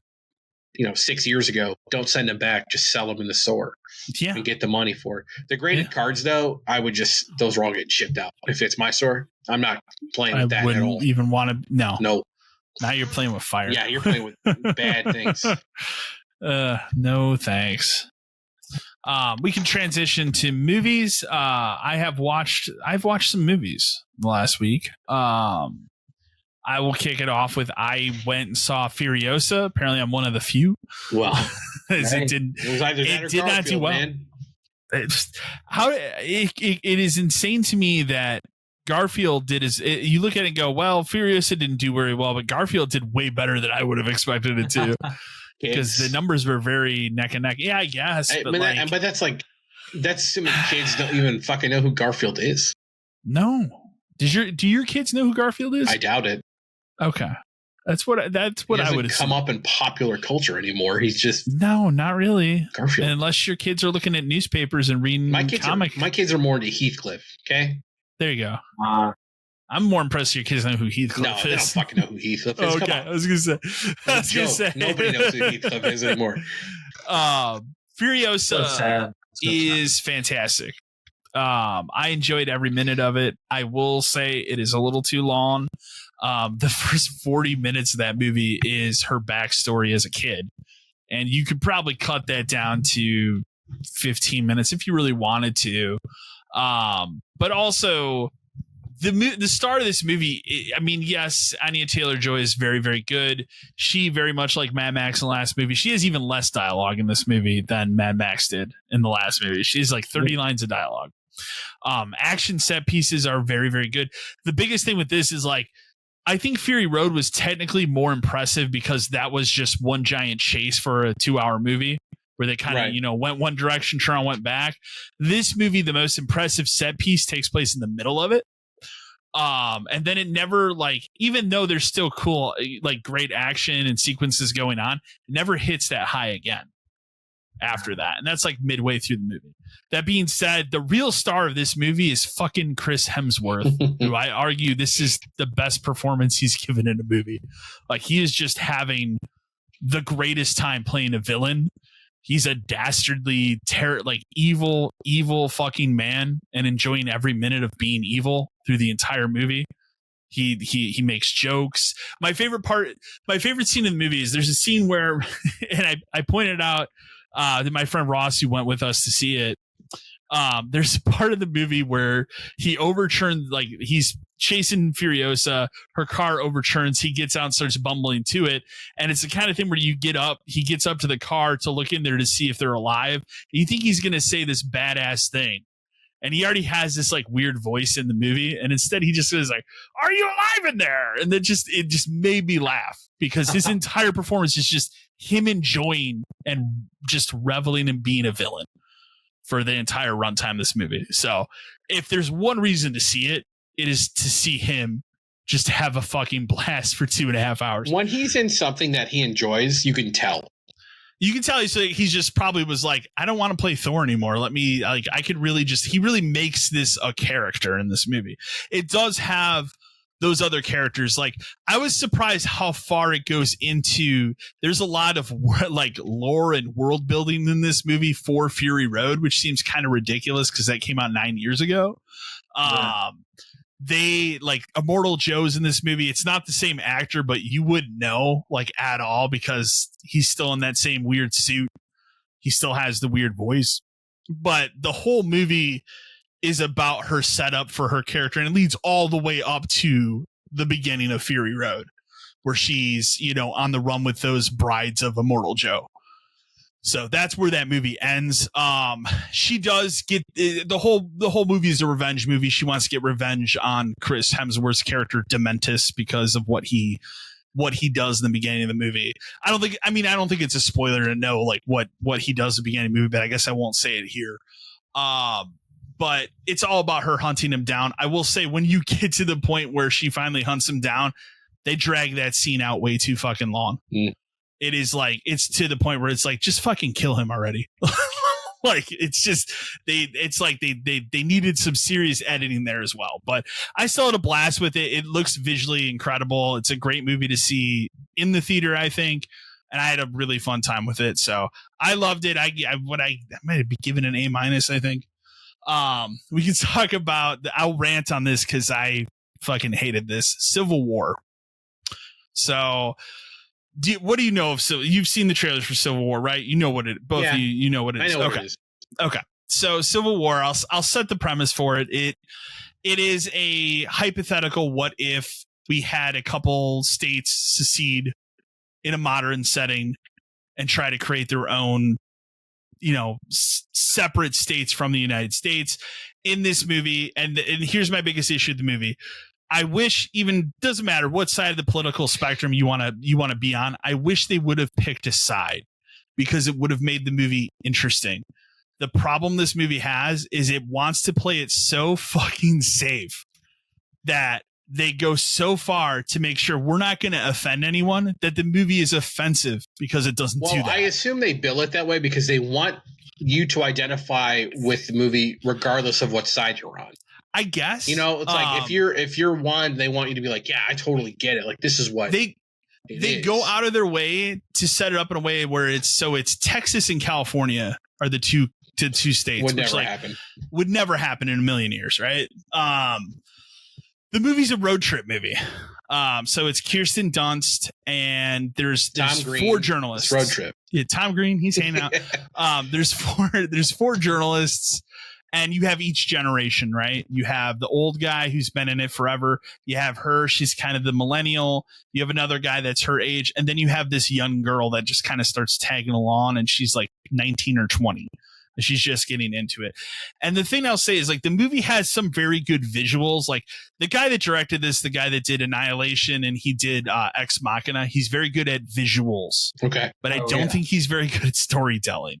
And this is another case of storytelling not very good. The one scene that you want to see in the movie, which is in the trailer, is the Jesse Plemons scene. You know, what kind of American are you? Yeah. That is the best scene of the entire movie. That's the thing that sells the idea of the movie. It is. Right. That is the best scene of the movie. I wish the movie had more fucked up stuff like that because there's only one other scene in the movie that is kind of like that. Where it's like they stop at a gas station just to get gas and they have to barter for it. And you have a scene where it's like the young girl that's a journalist. She's like, oh, I'm going to go look at something else, walks around the building and then sees what they did to the previous people that stopped to get gas that they, didn't align with their beliefs. Let's just say. And again, it's two scenes in a movie that should have had more of that because it builds tension. There's no tension in this thing. I couldn't care. I didn't care about it because they do not tell you why this war started. They do not tell you what the catalyst for it is. They don't tell you how long the war's been going on. You have nothing is told to you. It's just, hey, this war's going on. The movie opens with the guy that played Ron Swanson, Nick Offerman. He's the president. Mm-hmm. Okay. It opens with him giving a speech. And and I thought this was a brilliant way to open the movie, because if they would have leaned more into this, it would have been more interesting. So he's repeating the speech back, but he's changing the words of the speech to say, like, well, this is a great day for America. Well, no, this is a great day in human history. Well, this is a great day in this for some event that just happened that might turn the tide of the war. That is his only scene in the movie until the very end. You never see him again until the very end of the movie. And I will put a pin in it really quick here, and then I will talk about the end of the movie, because that's the other reason why I hate it. I hated this movie. So I gave it a 5, which I think is generous, but I will put a pin in it here. I will say, like, next 30 seconds, spoilers for this movie. The whole movie, you never care about any of these journalists because they don't take the time to explain their backstories. The only one they give you any backstory on for a little bit is Kirsten Dunst, and it is literally a joke in the movie where she's talking to the young girl, and the young girl talks about, hey, well, I know you did this, this, and this, and she goes, oh, did you read my Wikipedia page? Yeah. And that's the level of background you get for her character. Wow. The end of this movie, the whole point is they want to get to Washington, D.C. so she can have an interview with the president. So they finally get to Washington, D.C., and they actually go in and storm with what's called the Western Forces, which are Texas and California, to get into the White House. As they're making their way, and by making their way, I'm saying shooting their way into the White House because they're with these forces, she just gets fucking shot and dies and does not make it into the Oval Office to speak to the president. The last scene of this movie is the other reporter guy and the Western Forces go in. They throw the president on the ground. He makes a little comment like, what kind of statement you want to make? And he's just like, please don't kill me. And he goes, that's good enough. And they just shoot the president dead. Movie ends. Wow.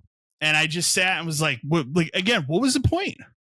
What was the point? What was the message of this movie? Like, for all this hype and everything of like, we're going to make this movie this big event of the year. It did nothing. So sounds like trash. Terrible.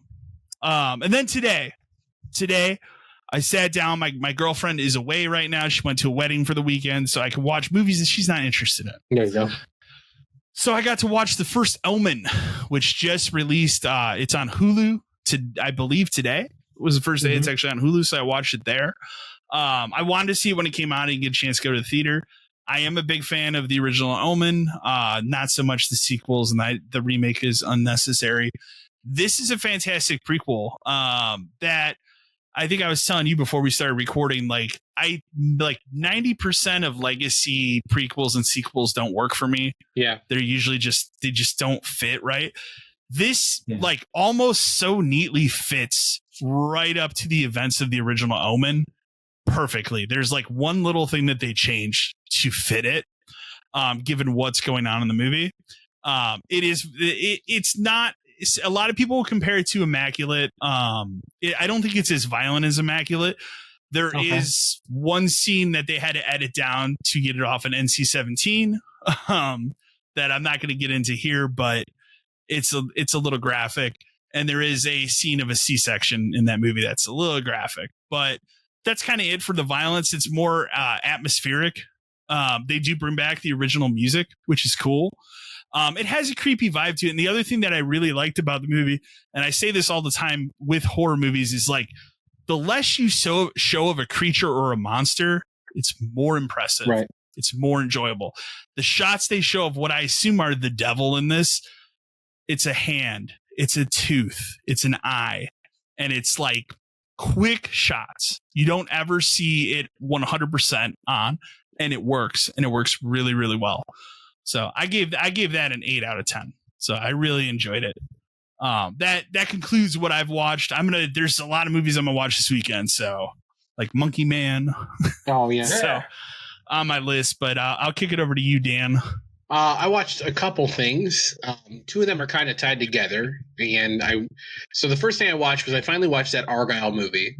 Yeah, the Matthew Vaughn. Yeah, and I like the Kingsman movies, the two from before this, and I like his style of movie, like Kick-Ass and all that kind of stuff. Yeah, and so I was like, all right, and I wanted to know because the whole marketing behind Argyle was like, who is Argyle and all this kind of stuff. Have you seen it, Matt? Did you watch it? Not okay. Yet. I saw, like, I wanted to watch it, but I haven't seen it. Okay, yet. I'll stay away from like spoilers and stuff, but so what I like about the movie is it is very much like a style of his movie where like the plot is this, like, she's a writer and it turns out that she's writing these spy novels that are like are based on like truth. So these two groups who are actually like the groups in the book that she's writing are kind of after her so that she can help them fill in the rest of the story because there's something they're both looking for. And the whole point of it is she's writing these books called Argyle, where Henry Cavill is Argyle, and I love it too because his like assistant guy is John Cena. So you get these like little like parts where they're showing the book live action, where it's Henry Cavill and John Cena like hanging out and doing a mission and stuff, and they're over the top and kind of ridiculous. So those scenes are kind of funny, and then like it starts. There's that part in the trailer where like Sam Rockwell shows up with her on the train. And he's like, I'm a spy and all this kind of stuff. And you think like maybe he's Argyle, and he does this whole incredible action sequence in this train of like protecting her versus all these people. Like Sam Rockwell in this movie, I love him in general. He is incredible in this movie. Like he's funny. Like all the action is really good. He's really just likable. Like the whole thing about the movie is it's very likable. But gotcha. The thing about the movie, it does a lot of twists. Like there's a lot of twists.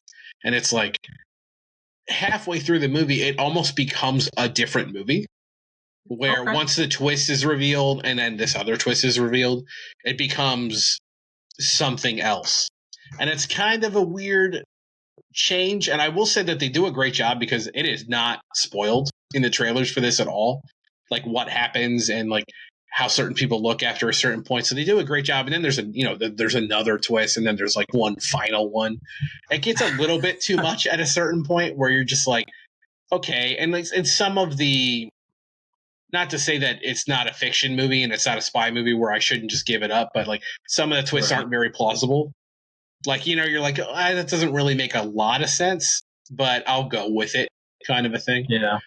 Overall, on like IMDb and stuff, like people did not like it, critics didn't like it. I think it's actually pretty enjoyable.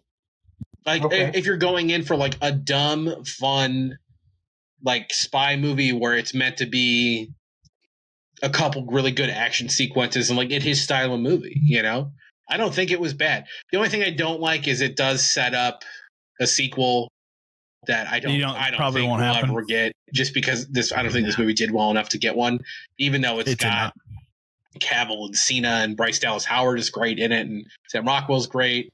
Bryan Cranston's in the movie; he's great. Catherine O'Hara's in the movie; she's always fantastic.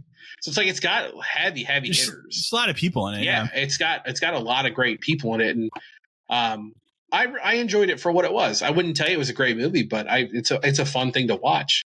And then because I watched that, I decided I hadn't seen The King's Man yet, which is the prequel to these other things, to the other Kingsman movies. And I was like, all right, well, let's give this a shot because I'm in a mood to watch his movies and stuff. This one I didn't like as much. I didn't like it as much as the other two Kingsman movies for sure. And I think Argyle was actually better because this movie is kind of like it's really slowly paced. And it kind of makes some decisions that you're kind of like, well, that's kind of shitty, but I get it. It does a lot of fun things where, so this is like how the Kingsmen came about, right? Because they're like the secret society of people who do things behind the scenes. And the villains in the movie, because this takes place during World War I, it is like a collection of like famous like bad people from history. So like Rasputin from Russia and the guy who killed Archduke Ferdinand to start World War I. And it's like this like secret cabal of people that are like Kingsmen are like fighting against. And it's very heavily based on the war. And like Ray Fiennes is the main character, and his son really wants to like defend his country and go to war. And he's trying to protect him because his mom died a long time ago, and all this other shit kind of happens. And I won't spoil another thing, but there's a part that happens where you're just like, okay, I I guess we did that to kick off the rest of the movie, but it kind of seems like they weren't building to it, and it kind of seems like a shitty way to go about it. But they again, it has really good fight scenes. Like the fight against like Rasputin is really funny because he's crazy as hell, and famously in history he couldn't be killed, and they kind of play up to that in this, where like they try to kill him a couple different ways and it doesn't quite work. And then it just kind of plays out to the point where eventually like it's Ralph Fiennes and Jaimon Hansu is like his like butler or servant isn't the right word. It's like a guy who works for him, but they're pals and all this kind of stuff. Yeah. And then Gemma Arterton is in it too, and she's like the lady of the house, but she's she's a sniper and all this kind of stuff. So the three of them kind of work together to stop this thing. And then it becomes like we form the first Kingsman group kind of a thing. So that's how it kind of plays out. And overall, I think it's good. It's just it's not as fun as the other two of these. And I think having watched Argyle before, where it was more like big action scenes, it just didn't really pay off. So I was kind of like, I'm glad I've seen it, but it's not one I would ever watch again. But I would probably watch the others again. And then the last thing I watched was Fall Guy, the Ryan Gosling, Emily Blunt like stuntman movie. It's funny because you told me, because I mentioned it to you before, and you told me that the cut I watched apparently has 20 minutes of extra content. There's like 20 extra minutes of content, the theatrical version. Obviously, I haven't seen the other version, so I don't know what it is. I couldn't tell you what it is. Interesting. I can't think of 20 minutes in the movie, even if it's like cut up into parts that were cut out, just because it all seems to. I don't even think it necessarily seems necessary. My guess is it's some of the good dialogue scenes. Overall, I'd say it's fine. It's the action sequences are fun, and it is very it's very self-aware of like it being a movie about a stuntman and like crazy stunts and all this stuff happening, and the stunts are really good. The dialogue between him and Emily Blunt is very good. There's also like this other character who he's like buddies with. It's very good. All the action scenes are good. Aaron Taylor Johnson is the bad guy in this movie. Sure. Okay. Which, because he's like, so he's the guy that like he's the stunt double for, and basically what happens is like he's a piece of shit, and he disappears, and he has to. The producer of the movie tries to have Ryan Gosling track him down, and it turns out like he's involved in this shit with like mobsters and all, and it kind of goes off the rails. But it's again, it's another one of those things where it's kind of like Argyle, where it's enjoyable to watch, but I do think that. I'm guessing the 20 extra minutes is probably dialogue scenes, because there are a lot of times where like people are just talking for like 5-10 minutes. Is there any idea of why it bombed? Because it seems like before it came out, like it should have been a surefire hit. Yeah, it's weird because Ryan Gosling. It does feel like it should have done better, because like he's off fantastic. The heels of Barbie. He's fantastic in it. He's incredibly likable. Emily Blunt's in it. She's fantastic. She's incredibly likable. Aaron Taylor Johnson is great as like the shithead. I don't know. I think for a movie about a stuntman based on stunts, it doesn't do enough, because it's about like him trying to help her finish the first movie she's directed. And that movie is, again, very self-aware, where it's like an epic space opera of cowboys and aliens. And it's just meant to be like what a typical shit blockbuster would be. Where I think they should have focused maybe more on it was a movie that had more stunts in it than this, because it's more about his acting and him being a shitty actor. Said cowboys and aliens. I know he's meant to be Tom Cruise. Give me PSTD from the Cowboy and Alien 2011 movie. Holy shit, that movie sucks. But he's meant to be Tom Cruise. To the point where they kind of like play off, like they name drop Tom Cruise at one point. They name drop a ton of people. Fantastic. Because again, I think it's universal. Is the romance part of it good? It's fine. It feels a little. They do a lot of exposition in the beginning to kind of set up how in love they are, and then something happens. It's not a spoiler because it happens 10 minutes in the movie, and it's the point he gets hurt during like a stunt where he falls and like hurts his back, and he quits. He stops being a stuntman, all this stuff, and then like I said, the producer of the movie kind of drags him back to help her find Aaron Taylor Johnson's character, because he was his stunt double forever. and she trusts him to do it. And she's like, well, he's like, no, I'm out of that. I don't want to do that. And then it's like, but this is her first break as a director.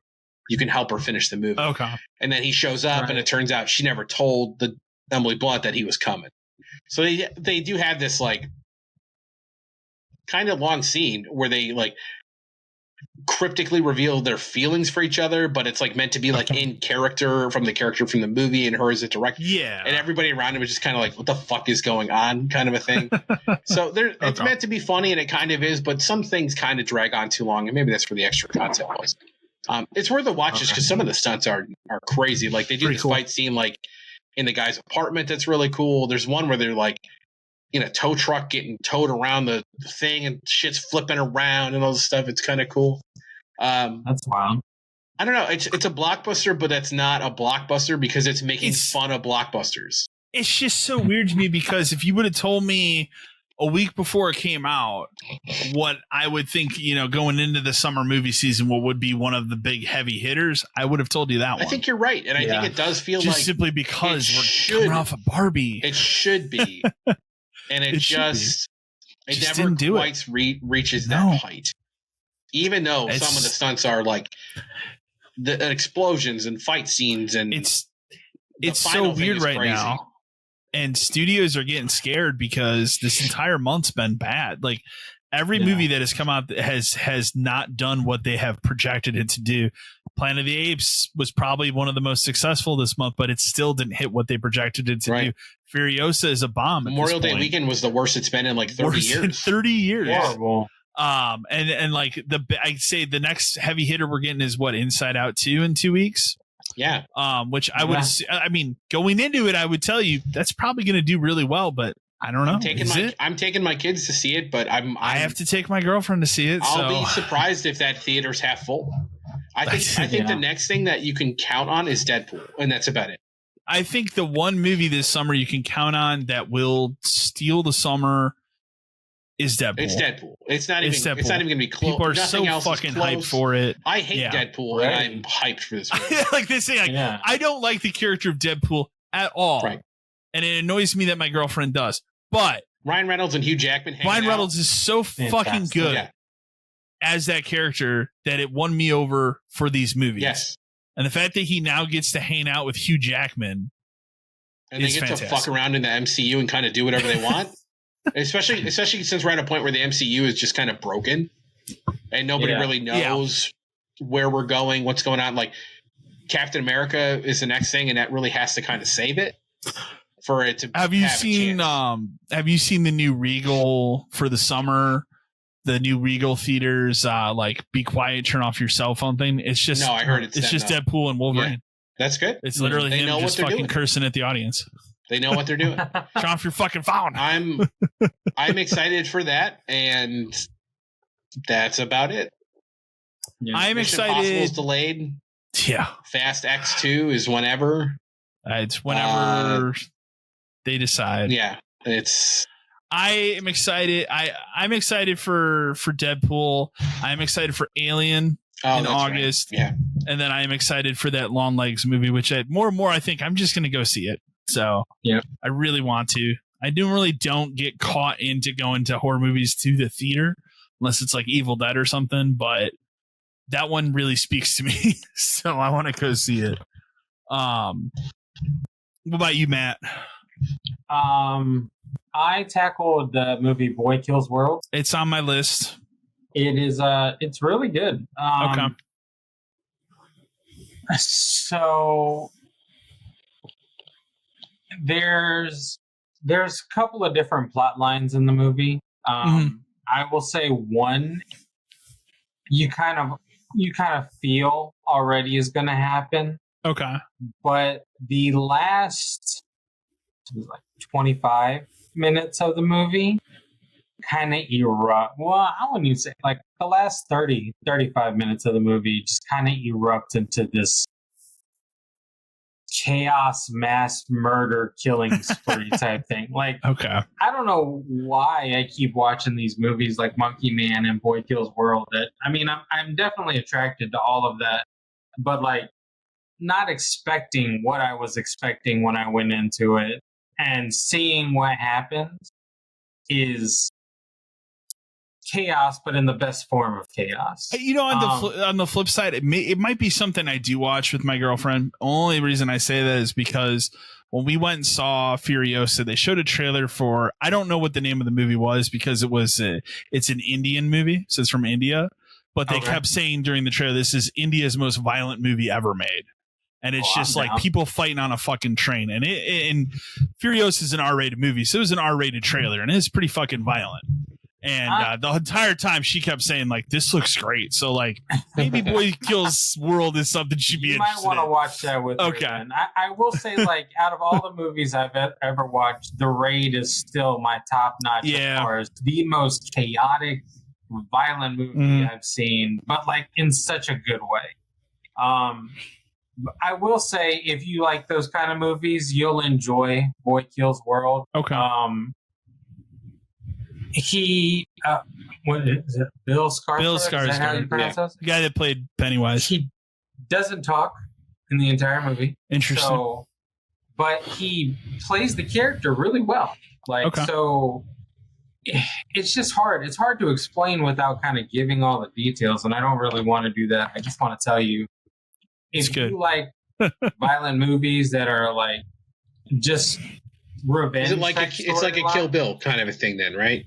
It's like a Kill Bill kind of thing. Yeah, exactly. But like I said, the very ending of it, you're not really expecting what happens, because based off of the beginning of the movie, he's going in a different trajectory. Okay. So it's really cool how it came around to the end of it and what happens. I will say that. Then I went ahead and watched Godzilla vs. Kong, or Godzilla X Kong, whatever you want to call it. Godzilla X Kong: The New Empire. Yeah, it was all right. I mean, that's it. It's the level you expect that kind of movie to be. Yeah, it's just preposterous. Yeah, it really was, but it wasn't, like you said, it wasn't like I didn't enjoy watching it, but I was like, just kind of like, okay, where are they taking this? Like, because I was really confused, when they went back to Hollow Earth, and then they found, what they found, and it was just like I have a lot of questions still. See, that's the problem I had with the other ones, and this one going into it, I was like, you know what? No, I'm just going to turn my brain off and just not question it and just see what happens. And I think that's part of the reason why I enjoyed it more.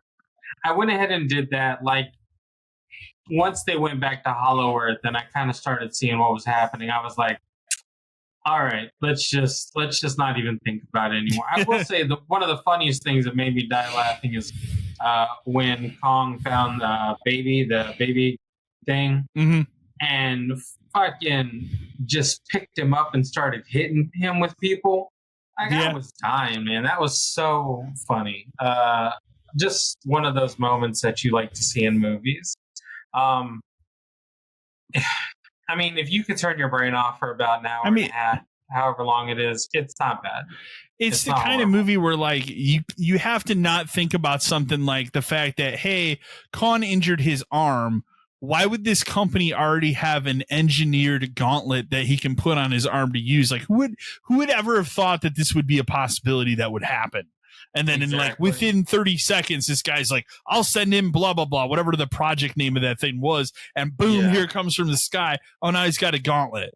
Like, it's that kind of thing. It's like, if you take the time to think about it, like, you're not going to have a good time with the movie at all. Yeah, you're going to burn your brain. Just don't even think about it.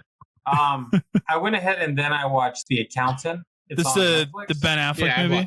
I've never seen it, and I need to. Never watched it, but I saw a clip of it online, and it made me just go, okay, let's just give it a shot. I'll say he portrays a character who's autistic. Okay. And so that was really interesting to see how he played that. And I think he played the role really well, actually. He's an assassin in a way, too. All in all, I really enjoyed it. I remember it being, it's fine. Like, I don't think there's anything wrong with it. Not at all. I thought it was really good. I thought the storyline was really well. And I thought the way it moved, like it progressed really smooth, personally. I'm pretty sure they're making a second one. Yeah, they've been talking about that. Yeah.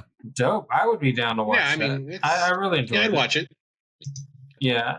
And then I went ahead and I jumped in and I watched this movie called Quiz Lady on Hulu. Tell me what Quiz Lady is.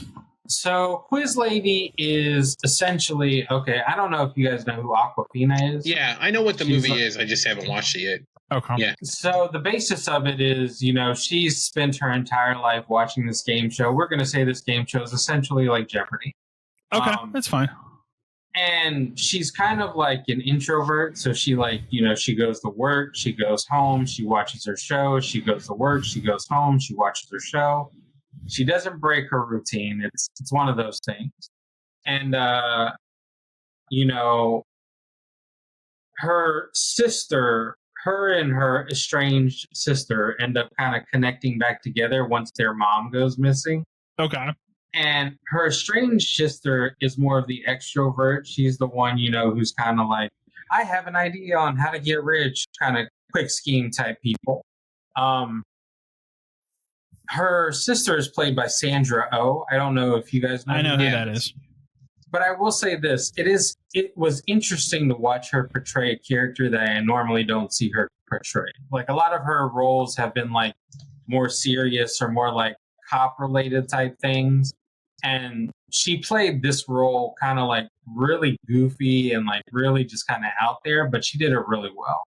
And essentially what happens is, so when their mom leaves, she ends up owing like this group of people like $60,000. She's like ripped them off and somehow. So her sister decides to get her an audition on this Jeopardy show because essentially what happens is her character is like a brainiac. She knows all the answers. She knows everything about it. And so like she can do this show. However, like, again, she's an introvert. So like her being in front of the camera is very difficult for her to be and all that. So what happens is this group of people that their mom owes money to ends up kidnapping their dog. And so they're like, in order for you to get your dog, you owe us all the money your mom owes us because we don't know where she's at and we want our money. So they end up going on the show and then they end up kind of, the sisters end up reconnecting and bonding back together because, growing up, the younger sister thought the older sister didn't really care about her. The older sister thought the younger sister thought she was better than her. So like their relationship was all kind of broken up.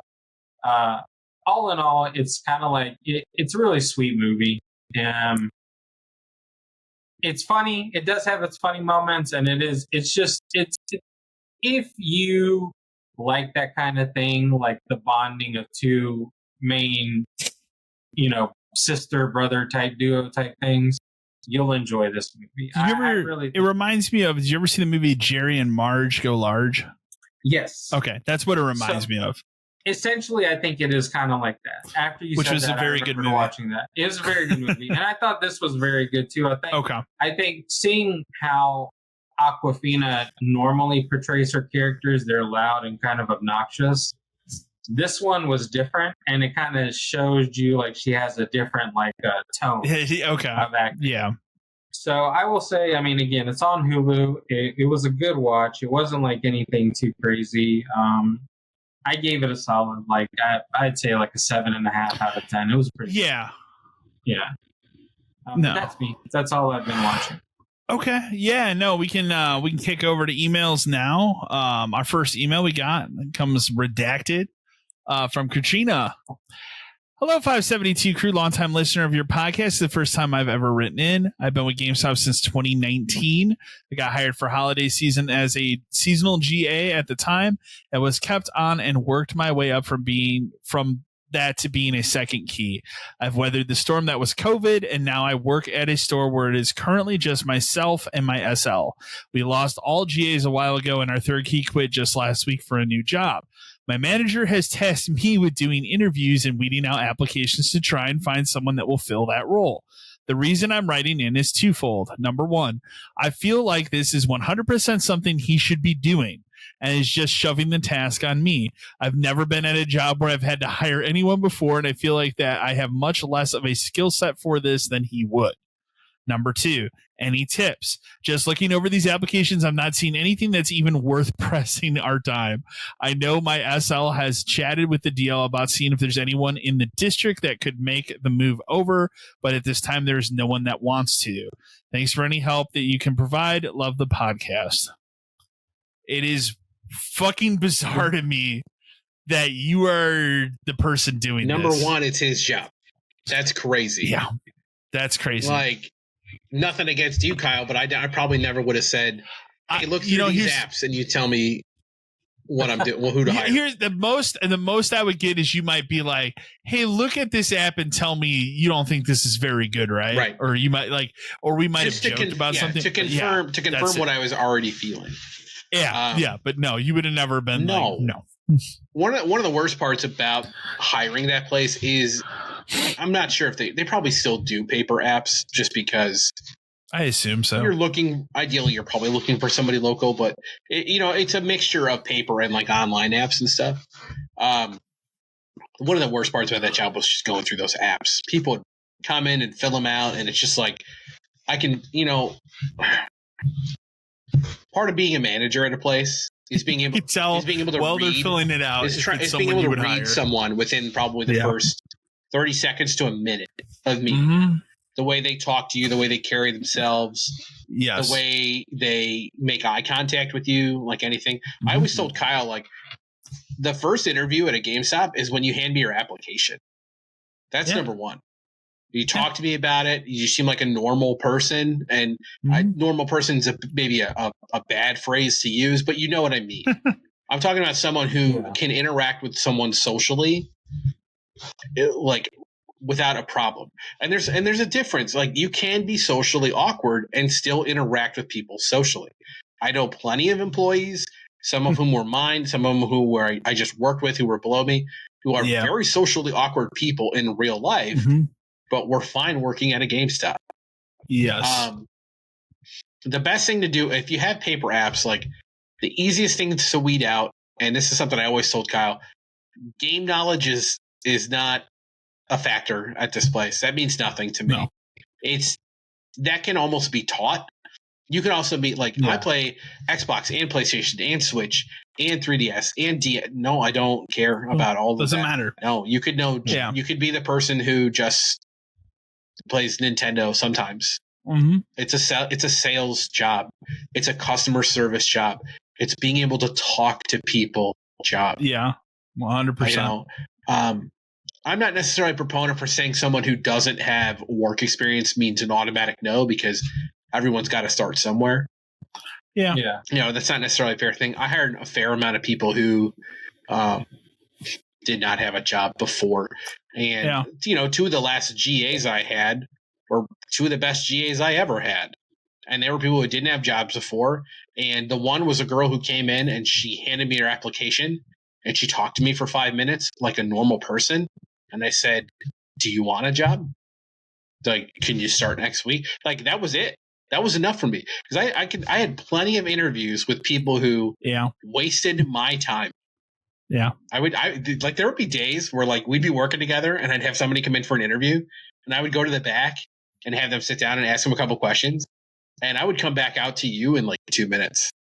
And if it's 2 minutes, it's over. Like, we didn't even start. And then, sometimes I'd have interviews with people who were overqualified. And I would tell them, like, look, man, you shouldn't work here. Like, it's, this isn't if they're paper applications, this seems like a stupid thing. Good handwriting. If they can't write for shit, maybe pass on that one too. Spelling, because spelling is an important part of the job.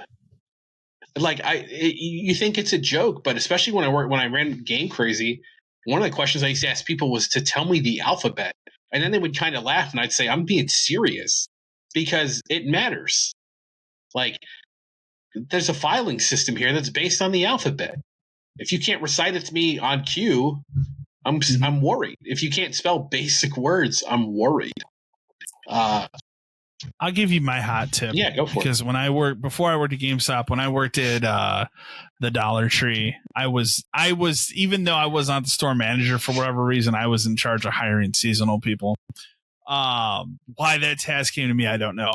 The number one thing that I would do is I get an application, and I didn't have, a lot of times I didn't have the opportunity to meet the person giving the application because it was just, hey, here's the box of applications, go through and pick 3 people. Yeah.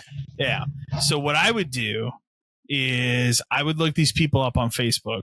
There's that too. And if your first 5 photos are you sitting at a bar drinking, didn't hire that person, because I knew they were just going to be a party type all the time and not show up for work. Because before I took over doing the hiring, the person that was doing before probably hired 3 or 4 of those types of people. And what's the first thing that these people would do when they come and work for the seasonal?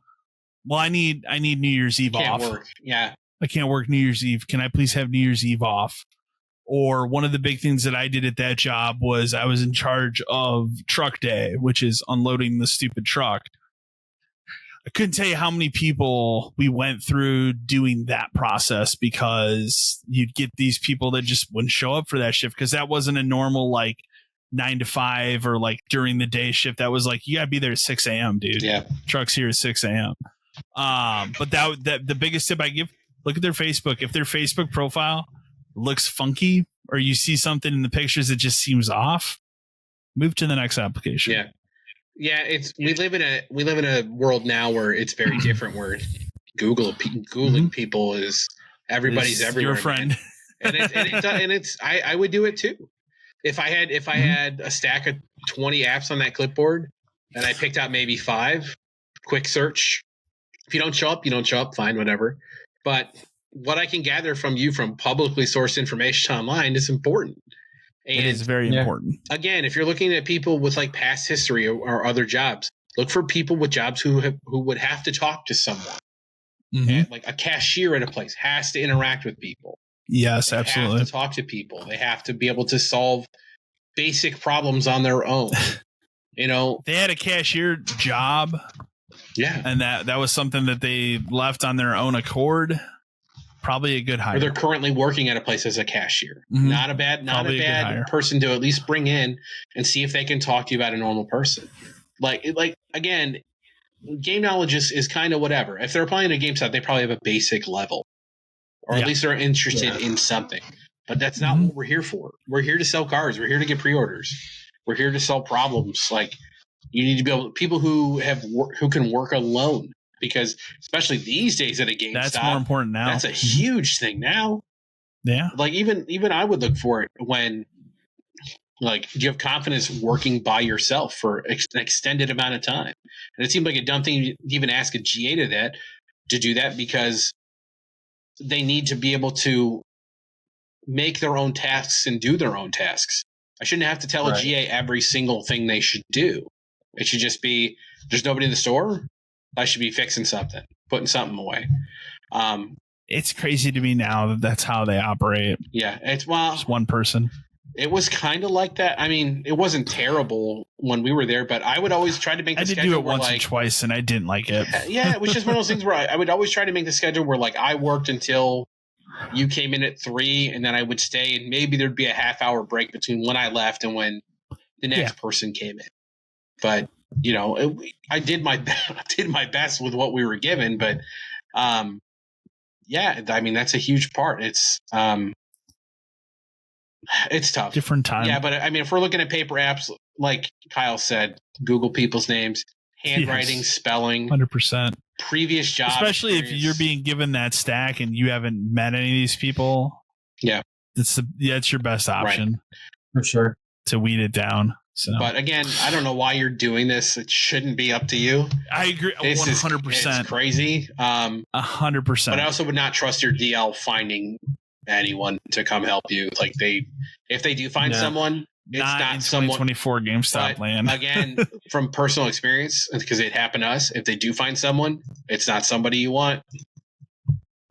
right? Because we got transferred to us, not somebody we wanted.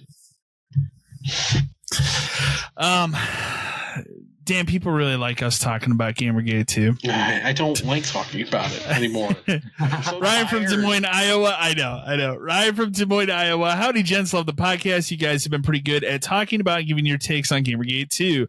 What do you all think about the massive win this week against Alyssa Mercante and Nick Calandria regarding the takedown of Smash JT's website? Really put those two in their place finally.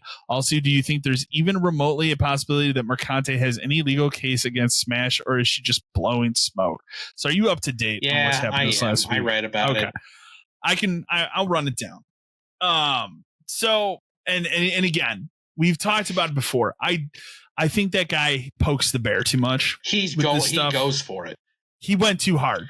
The thing about this one is I don't know if it's too hard, but it's the right button to push. Let's say this, he hit the right button, and technically what he's doing, he's not doing anything wrong. It's all public record. So what he did was he took part of his website. He keeps calling website. It's part of his website, which he labeled Kotaku Detected. Right. And he took public pictures of all of the characters of Gamergate 2, including people that work for Kotaku and people that he says are friends of Kotaku. These are people that, like, Nick Calandria doesn't work for Kotaku. Right. He's somebody else. But he has them up there, and he has links to his videos, but links to, and that's the other important point to point. He's not posting any information. He's even have their email addresses, which, like, you can go on Kotaku's website and look at their directory and email. There's a fucking phone number for one of them. I don't know if you know. No, I didn't know that. That's bad. That's insane. That's a bad idea. They need to take that down. Yes. Like, that's really fucking bad. But anyways, so he posted this, he had all this up, and of course Alyssa Mercante, she turned it into, well, this is a hit list, even though she had put out her own spreadsheet list of YouTubers that are making videos about her, and then she quickly took it down because then she made the comment after about this being a hit list. It's like, you can't say that when you just said that. Yeah, exactly. Right. So, but what happened is, over last weekend was the holiday weekend. Nick Calandra, if you don't know who that is, he is somebody that works for Second Wind. So he started Second Wind with some other people. He used to work for The Escapist. He was fired from there, and he started this Second Wind. I don't know anything about Second Wind. I've never watched any of their content. I don't care. But this guy seems like a huge piece of garbage.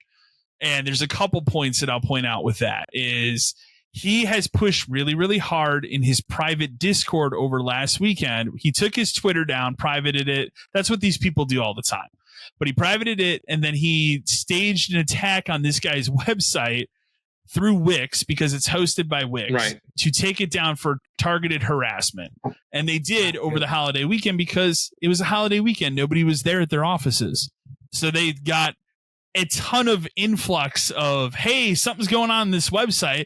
What would any company do at that point when nobody's there? Yeah, we should probably take it down and investigate it on the next business day. Right. And that's what happened.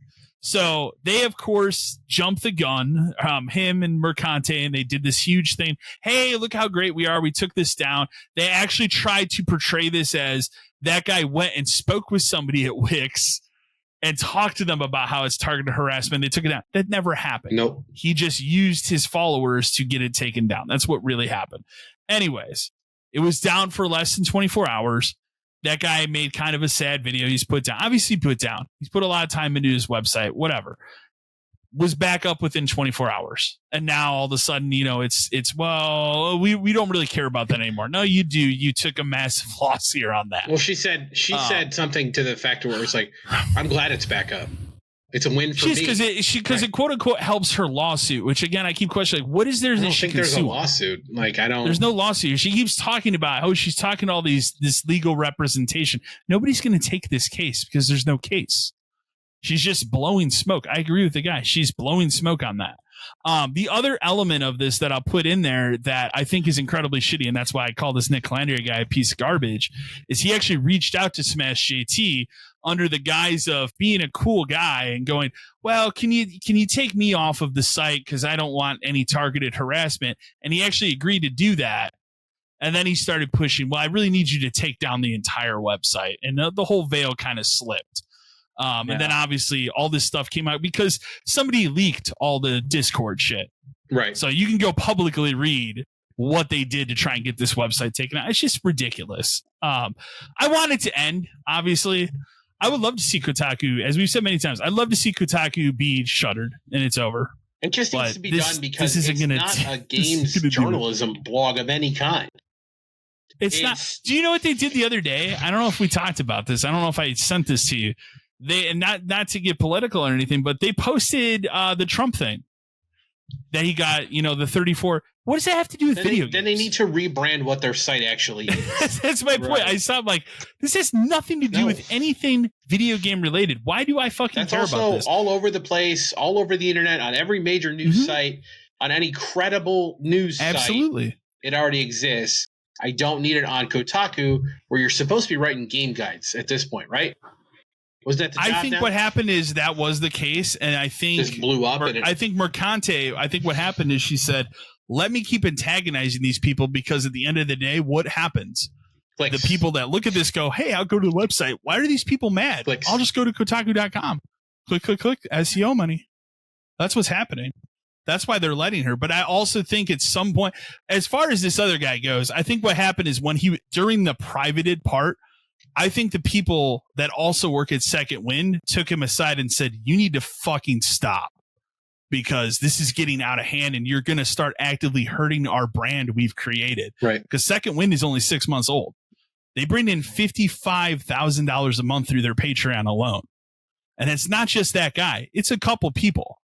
Can you imagine in that case, if you and I had a company and I was off on the side getting into all these arguments on Twitter? I would tell you to knock it the fuck off. Exactly. Do you not think that there was a meeting where these other people were like, hey, come into this room for a minute. Fucking stop it. You're going to ruin our company or we're going to have to get you out of here. So, and I think that's what happened because now he's come up, he goes, he tried to play it off as the guise of, well, I've removed Twitter from my phone and I don't look at Twitter during, outside of work hours anymore, blah, blah. No, I think they told him that's what he has to do. I don't think that was his decision. I think the other people that work there said, hey, you have to do this because you are out of control.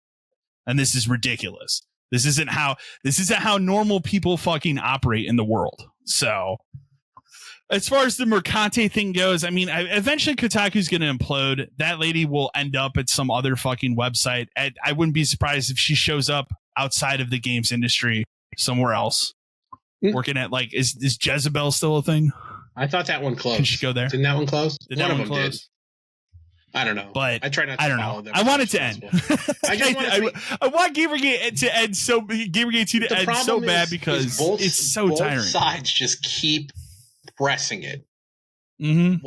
Every action has a reaction, and everything is a fight, and everything's an argument, and it's like everything's. And the worst part is it's all just opinions about different shit. It is. You don't like these games that have Sweet Baby involvement in them? Don't play them. Problem is solved. But there's also a world where it should be transparent if they worked on a video game.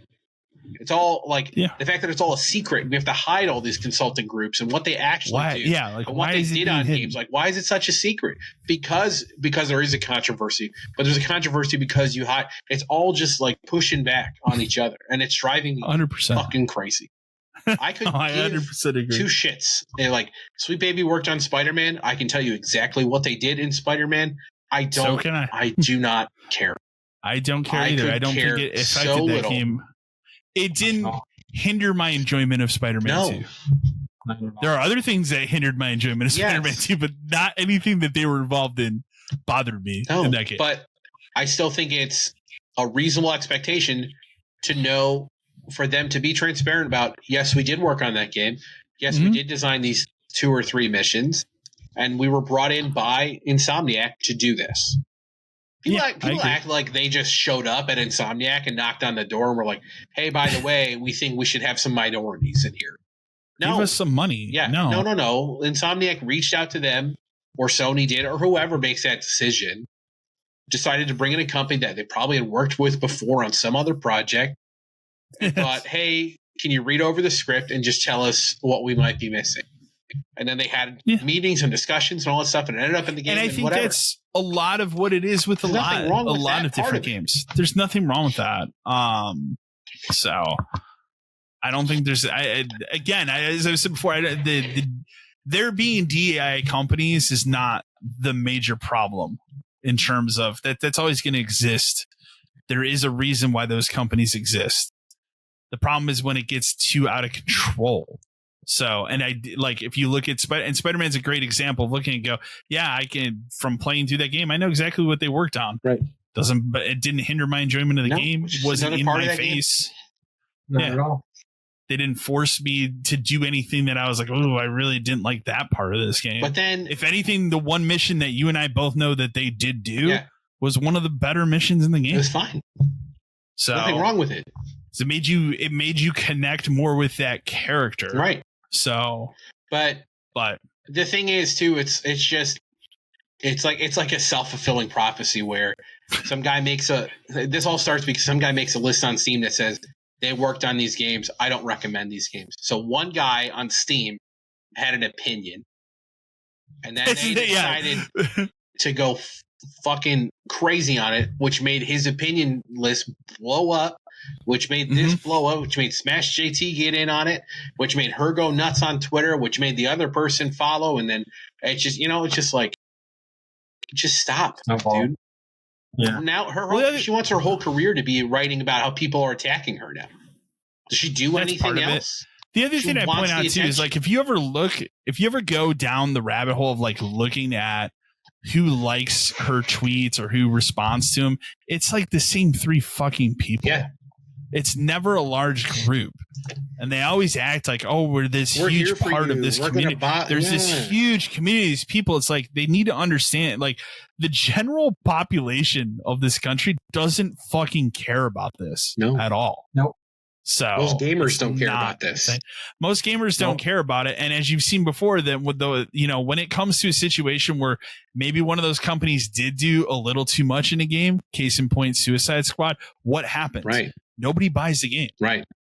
And it fails. $200 million loss. That's insane. Well, I mean, that's the kind of stuff that kills companies, kills studios. Exactly. Kills everything. Yeah. And part of it is because you're not honest about it at the start. And then you never were on that game. And then you just play defense the whole time. And you say, well, if you don't like it, then it's your fault. No, sometimes creators make bad things that people don't like. That happens all the time. Would Forspoken be a case of that? Forspoken is a collection of people who made one giant bad thing, and everybody, like a lot of people, we talk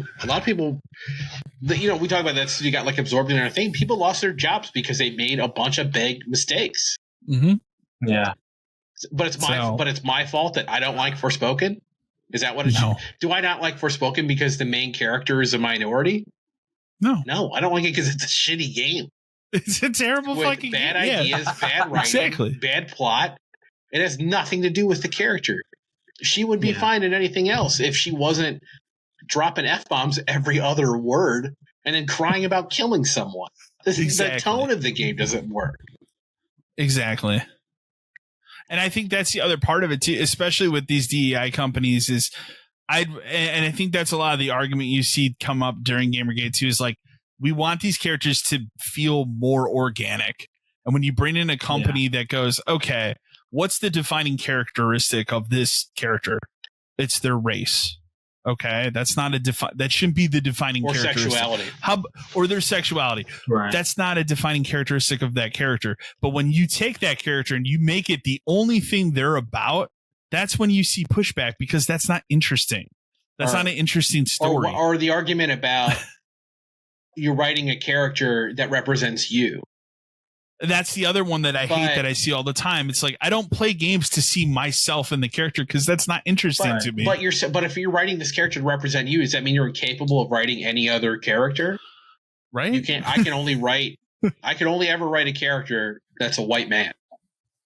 That's limiting in terms of people who like. That's not even my job. I wouldn't tell you that I could write from anybody else's perspective. I'm not a writer. Yeah. I haven't studied writing and creative writing and what it means to do all this stuff. But these people get jobs in these industries to write themselves into the game, and then get upset when nobody likes that person because it means you don't like them. No, I just don't like your shitty writing. It's not a fleshed out character at that point. It's just that one thing that defines the character for yourself and not for everyone. They keep preaching it's for everybody. It's for everybody to be included, as long as it's the people that we decided should be included. It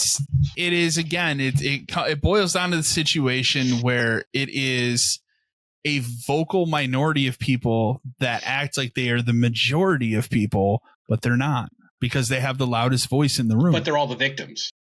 They are they play the victim card all the time. Look at Alyssa Mercante. It's the number one thing she does. She plays the victim card. She blocks somebody on Twitter because she didn't like their opinion on something, and then she'll pull the wall down to throw a jab at them and put the wall back up because she can't take the heat coming back at her. Well, it's not even just them. IGN does it all the time too. IGN does it all the time because they have their stupid articles that come out, like the Resident Evil one we talked about a couple weeks ago. You can read a title of an article on that page and know that the comments are turned off. Oh, absolutely. The Resident Evil article is the number one. Because they cannot take anyone disagreeing with their opinion, especially when it's a hot take opinion. Yeah. You're allowed to have hot takes. We all are. We all have hot takes. Are we going to get a point in society where we can all only like one sports team? Yes. For each sport? Do you think it's going to get that bad? We're only allowed to like one sport. And it's a sport where every gender and every race can all play equally. Okay. That's all that's left. Pickleball? Is that what you said? Yeah, pickleball is probably the last sport, if you think about it. It's like ping pong, but you stand on the table. There you go. Yep. But yeah, I want Gamergate 2 to end. I'm tired of it. It's not going to. Very tired of it. Next email we have comes to us from Mike from Omaha, Nebraska. Hi guys, the PlayStation Showcase out of the way and seemingly being a massive disappointment. I'm curious, do you guys have any prediction for Xbox's Showcase? Do you think they even address the dire state of the Xbox community? Maybe come out and reassure longtime fans that there's still strength left in the brand. They seem really poised to have a great year this next year or two if they can commit to releasing some of these bigger titles like the Fable reboot and so on. But will it actually happen?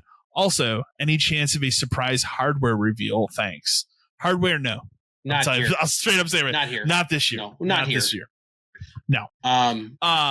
That's the thing that I thought of after this PlayStation conference is like, even if you just look at 2024 and what we know now, count Hellblade out of the equation because it's not great. But you have Avowed in October. Supposedly, it's October. I want to say there was something you have in November. You have Call of Duty coming to Game Pass, which that is a big deal, whether I agree with that decision or not. It's a big deal. Like, I will play Call of Duty this year because I don't have to pay for it. Right. Indiana Jones, by the end of the year. Right there, those, I argue, bigger games than what PlayStation has coming. Those three games combined are a stronger Microsoft lineup. Yes, Call of Duty's on both. It's a stronger Microsoft lineup than Astrobot and there's one other thing I'm forgetting. Right. That's on Forza, that list. Is there a Forza? No, right? There's no Forza this year. Probably next year. Yeah, Fable's next year. So if they can come out, reaffirm the lineup for this year, maybe even have that surprise like we've rumored, if you're ever going to do a Gears collection, this is the time. And I think if that happens, here's the Gears collection. Let's say here's a Gears collection. It's running on Unreal 5. Fallout 3 remake. Fallout 3 remake, I think, is another thing that's very plausible. That would be on both systems and will sell like fucking crazy. Strike now. I mean, honestly, strike now. We're making a second season of this show, which is probably 2 years away. If you want to hold it till then, that's also a really good idea to do. I think maybe you don't even put it out this fall, but maybe it's next spring. Try to get it close to the show, I would say. Yeah. But whatever. You want to keep the drip feed of Fallout. That's true, I guess. But. I do think that that's real. It was rumored a while ago. And I think if it wasn't, it is now. Where they're like full steam ahead. The Gears thing, I think if that happens, I think you're going to get a trailer for that. And that's going to lead into, and we're working on Gears 6. Here's some footage of it, but that's not anytime soon. Right. And that will be Unreal 5 for sure. They're not going to come out and apologize. They're not going to come out and say things are dire. They're not going to say. They're going to act like everything's okay. Like everything's great. We bought Activision. Call of Duty's Game Pass day one. Mm-hmm. They're gonna. The thing I'm worried about is it's just going to be the same shit. Where it's just like Xbox is the place to play. We have all the games. Blah, blah, blah, blah, fucking blah, because it's what they say every single time. And I will still say they had the better show last year just because they showed new and interesting things, but nothing has a date. Where is it? Where is it? Now, if they can come out this showcase and, hey, here's a date for this, here's a date for that. The time for fucking around is over. Like, they've killed, like, the Activision thing is done, and it's a good move in general, but it killed a lot of goodwill for a lot of people. And, like, the Phil Spencer and, like, we just closed all this shit. That killed a lot more good. We can't keep pretending everything's fine. You have to release games, and they have to be fucking good. Like, there's no option anymore at all. What do you think about the JRPG comment? I would kill for it. I don't know how well it sells. Not saying that it's Lost Odyssey like a remake, but just the comment of, like, if you're a big fan of the 360 era JRPGs, you're gonna be a fan of this show, was the comment that was made. But it has to be something that people give a damn about. It has to be something that's coming out relatively soon, and it has to be good. Like, the argument now is, like, these games have to be good because your last couple of games have sucked. From a critical standpoint, from a sales standpoint, Redfall's a dumpster fire. It is gone. Yep. Starfield, you like it. I like what I was able to play, and I will play it when it comes out on PlayStation. It's a much better game today than it was 6 months ago. Or bombed. Like, it did. All of this shit bombs. All of it does. Master Chief Collection, we talk about it good now. It was fucking terrible for a long time. It took 10 years to get to the point that it is now. The thing is they hype. The hype machine is good, but then they fucking back off of it. It comes out and it fucking bombs. Name the last Microsoft exclusive game that nailed it. Sunset Overdrive. Yeah, a game I love, but it fucking but it bombed. I'm saying, for me, that it nailed it. The game made what, $40, we found out? I think Gears 4 did pretty well for them. That was pre-Game Pass. Halo 4? Halo 4 did very well. Halo 5, as much as I dislike it, did actually do very well for them. Look how far back you're going. I know. Halo Infinite, I actually looked it up today. Here's the funny thing about Halo Infinite. Halo Infinite has made them almost $1 billion. I don't know if you knew that. I learned that today. How? And that's just from the first 6 months of that game. It was on fire. Like, people played the shit out of that multiplayer the first 6 months. Microtransactions, stuff like that. Like, that did work, making that game's multiplayer free to play. And that's another thing you have to remember. That multiplayer is not tied to buying Halo Infinite or having Game Pass.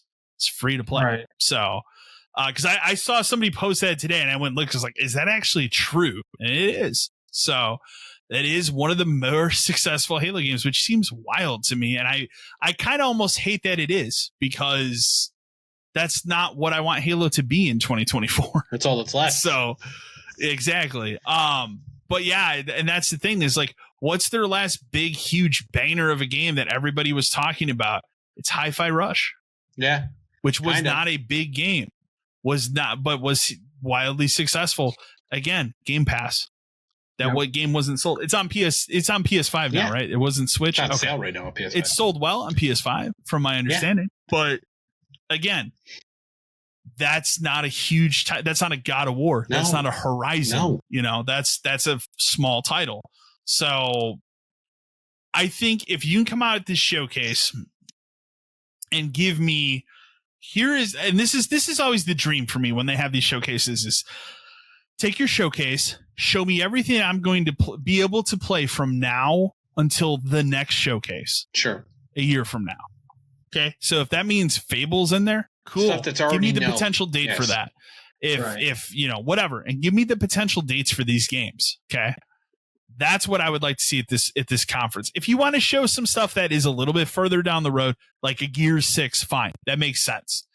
But only in the context of, hey, here's a Gears collection that comes out in September. Right. It's this. But also we're working on Gears. Yeah. But also that means we're working on Gears 6. So a cog comes up and there's a 6 in the middle. I do also believe the rumor that there will show the next Forza Horizon here. Sure, why not? Is it the Tokyo game that everybody wants? That's what they wanted last time. Right. So that's always the rumor. Everybody wants Tokyo. Everybody wants Tokyo Drift. Everyone wants Tokyo or Japan for everything. Remember, the biggest thing for a long time was next Grand Theft Auto set in Japan. Next Grand Theft Auto set in Japan. What if they're never going to do that? What if they get the actor that plays Han to be a character in Forza Horizon Tokyo? Sold. Down. Yep. I don't know. Again, and I said this in the thing I had it earlier, is like, once again, like Sony's put out a bad conference and the ball's in their court. They could have a fantastic conference. Wouldn't be they hard. could turn things around if they wanted to, in the sense of, hey, we have games that are coming out. Right. Are they actually going to do it? I don't have faith that they will. I don't either.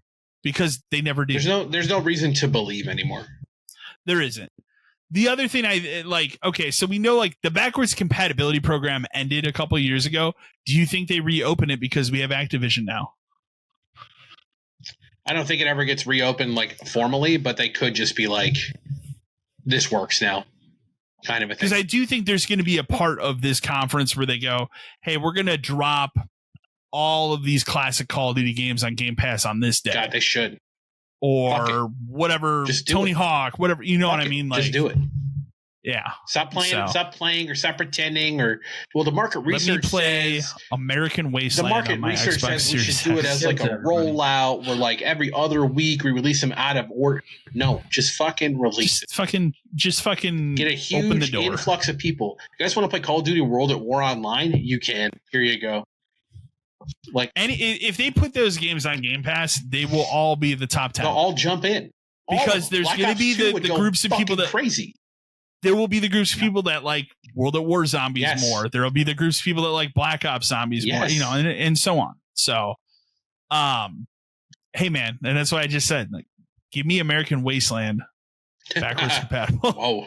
It'll never happen. No. Those games will never happen because music is fucked in those games. Yeah. Right. Although I would have said that about 50 Cent Blood in the Sand, and they made that happen. So I don't know.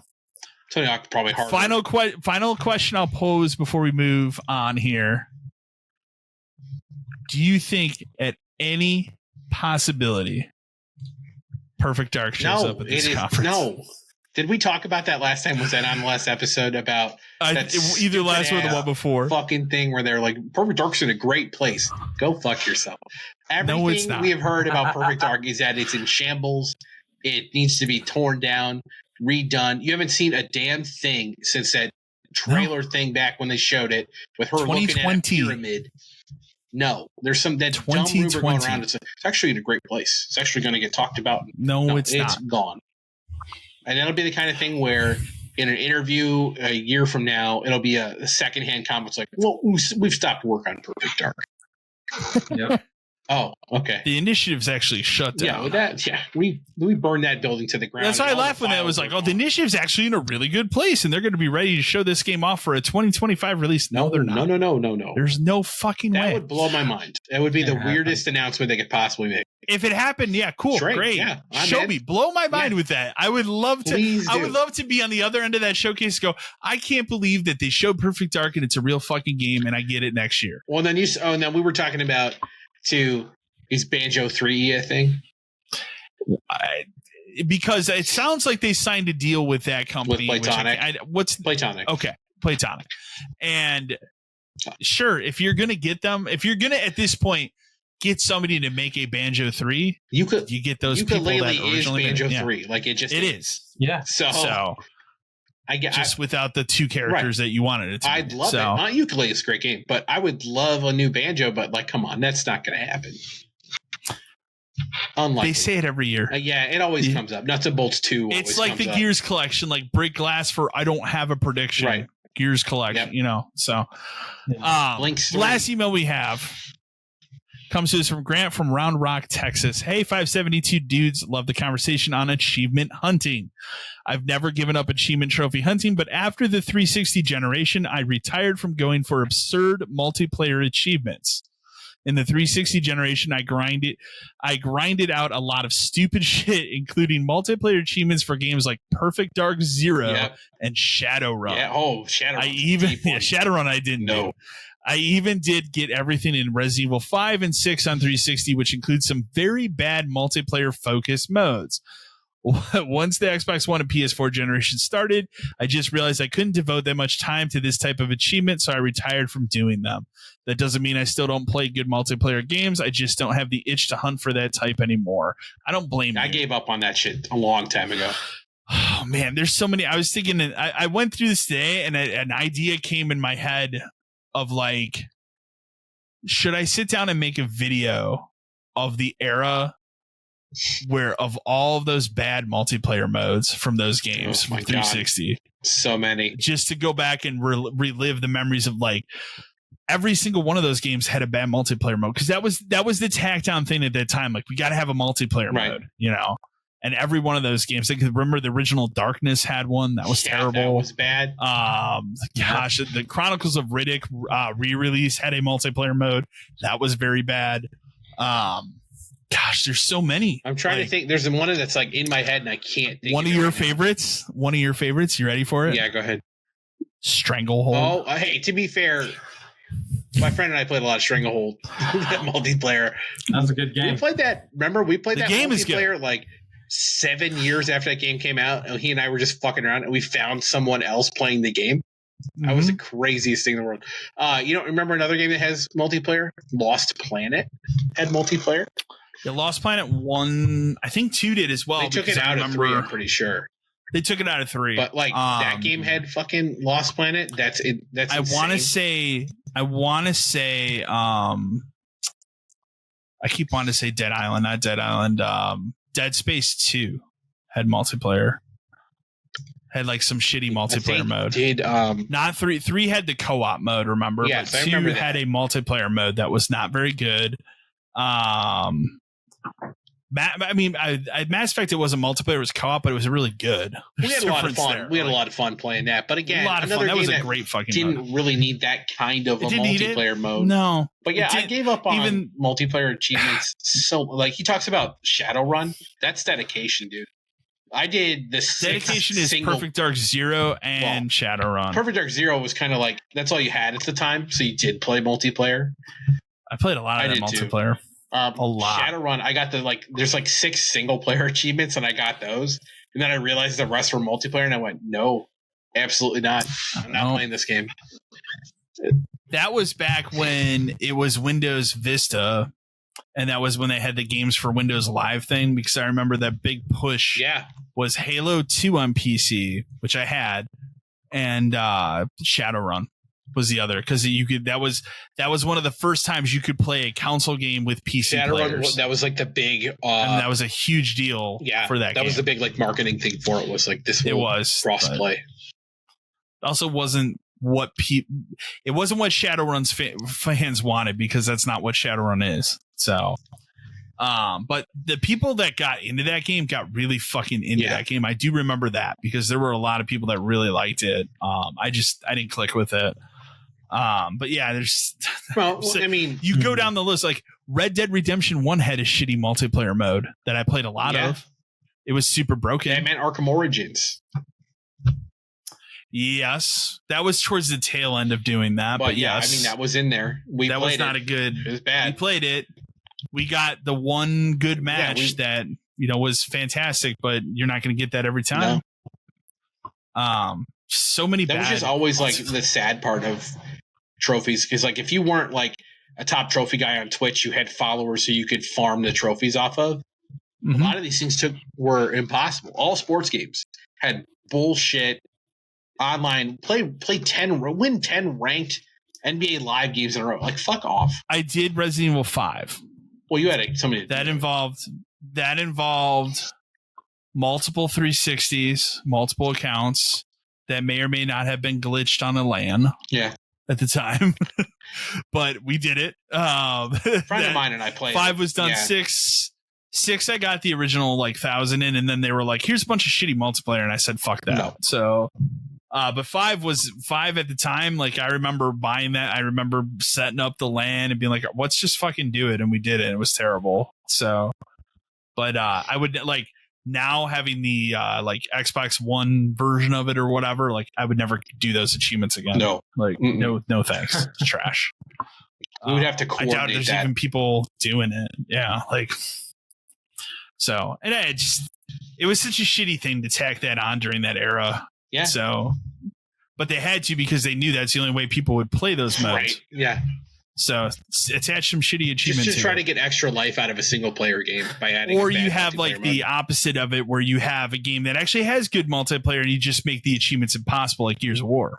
So yeah, you have to play forever. Impossible 2.0 or 3.0, like give away half your life. Left 4 Dead, play forever.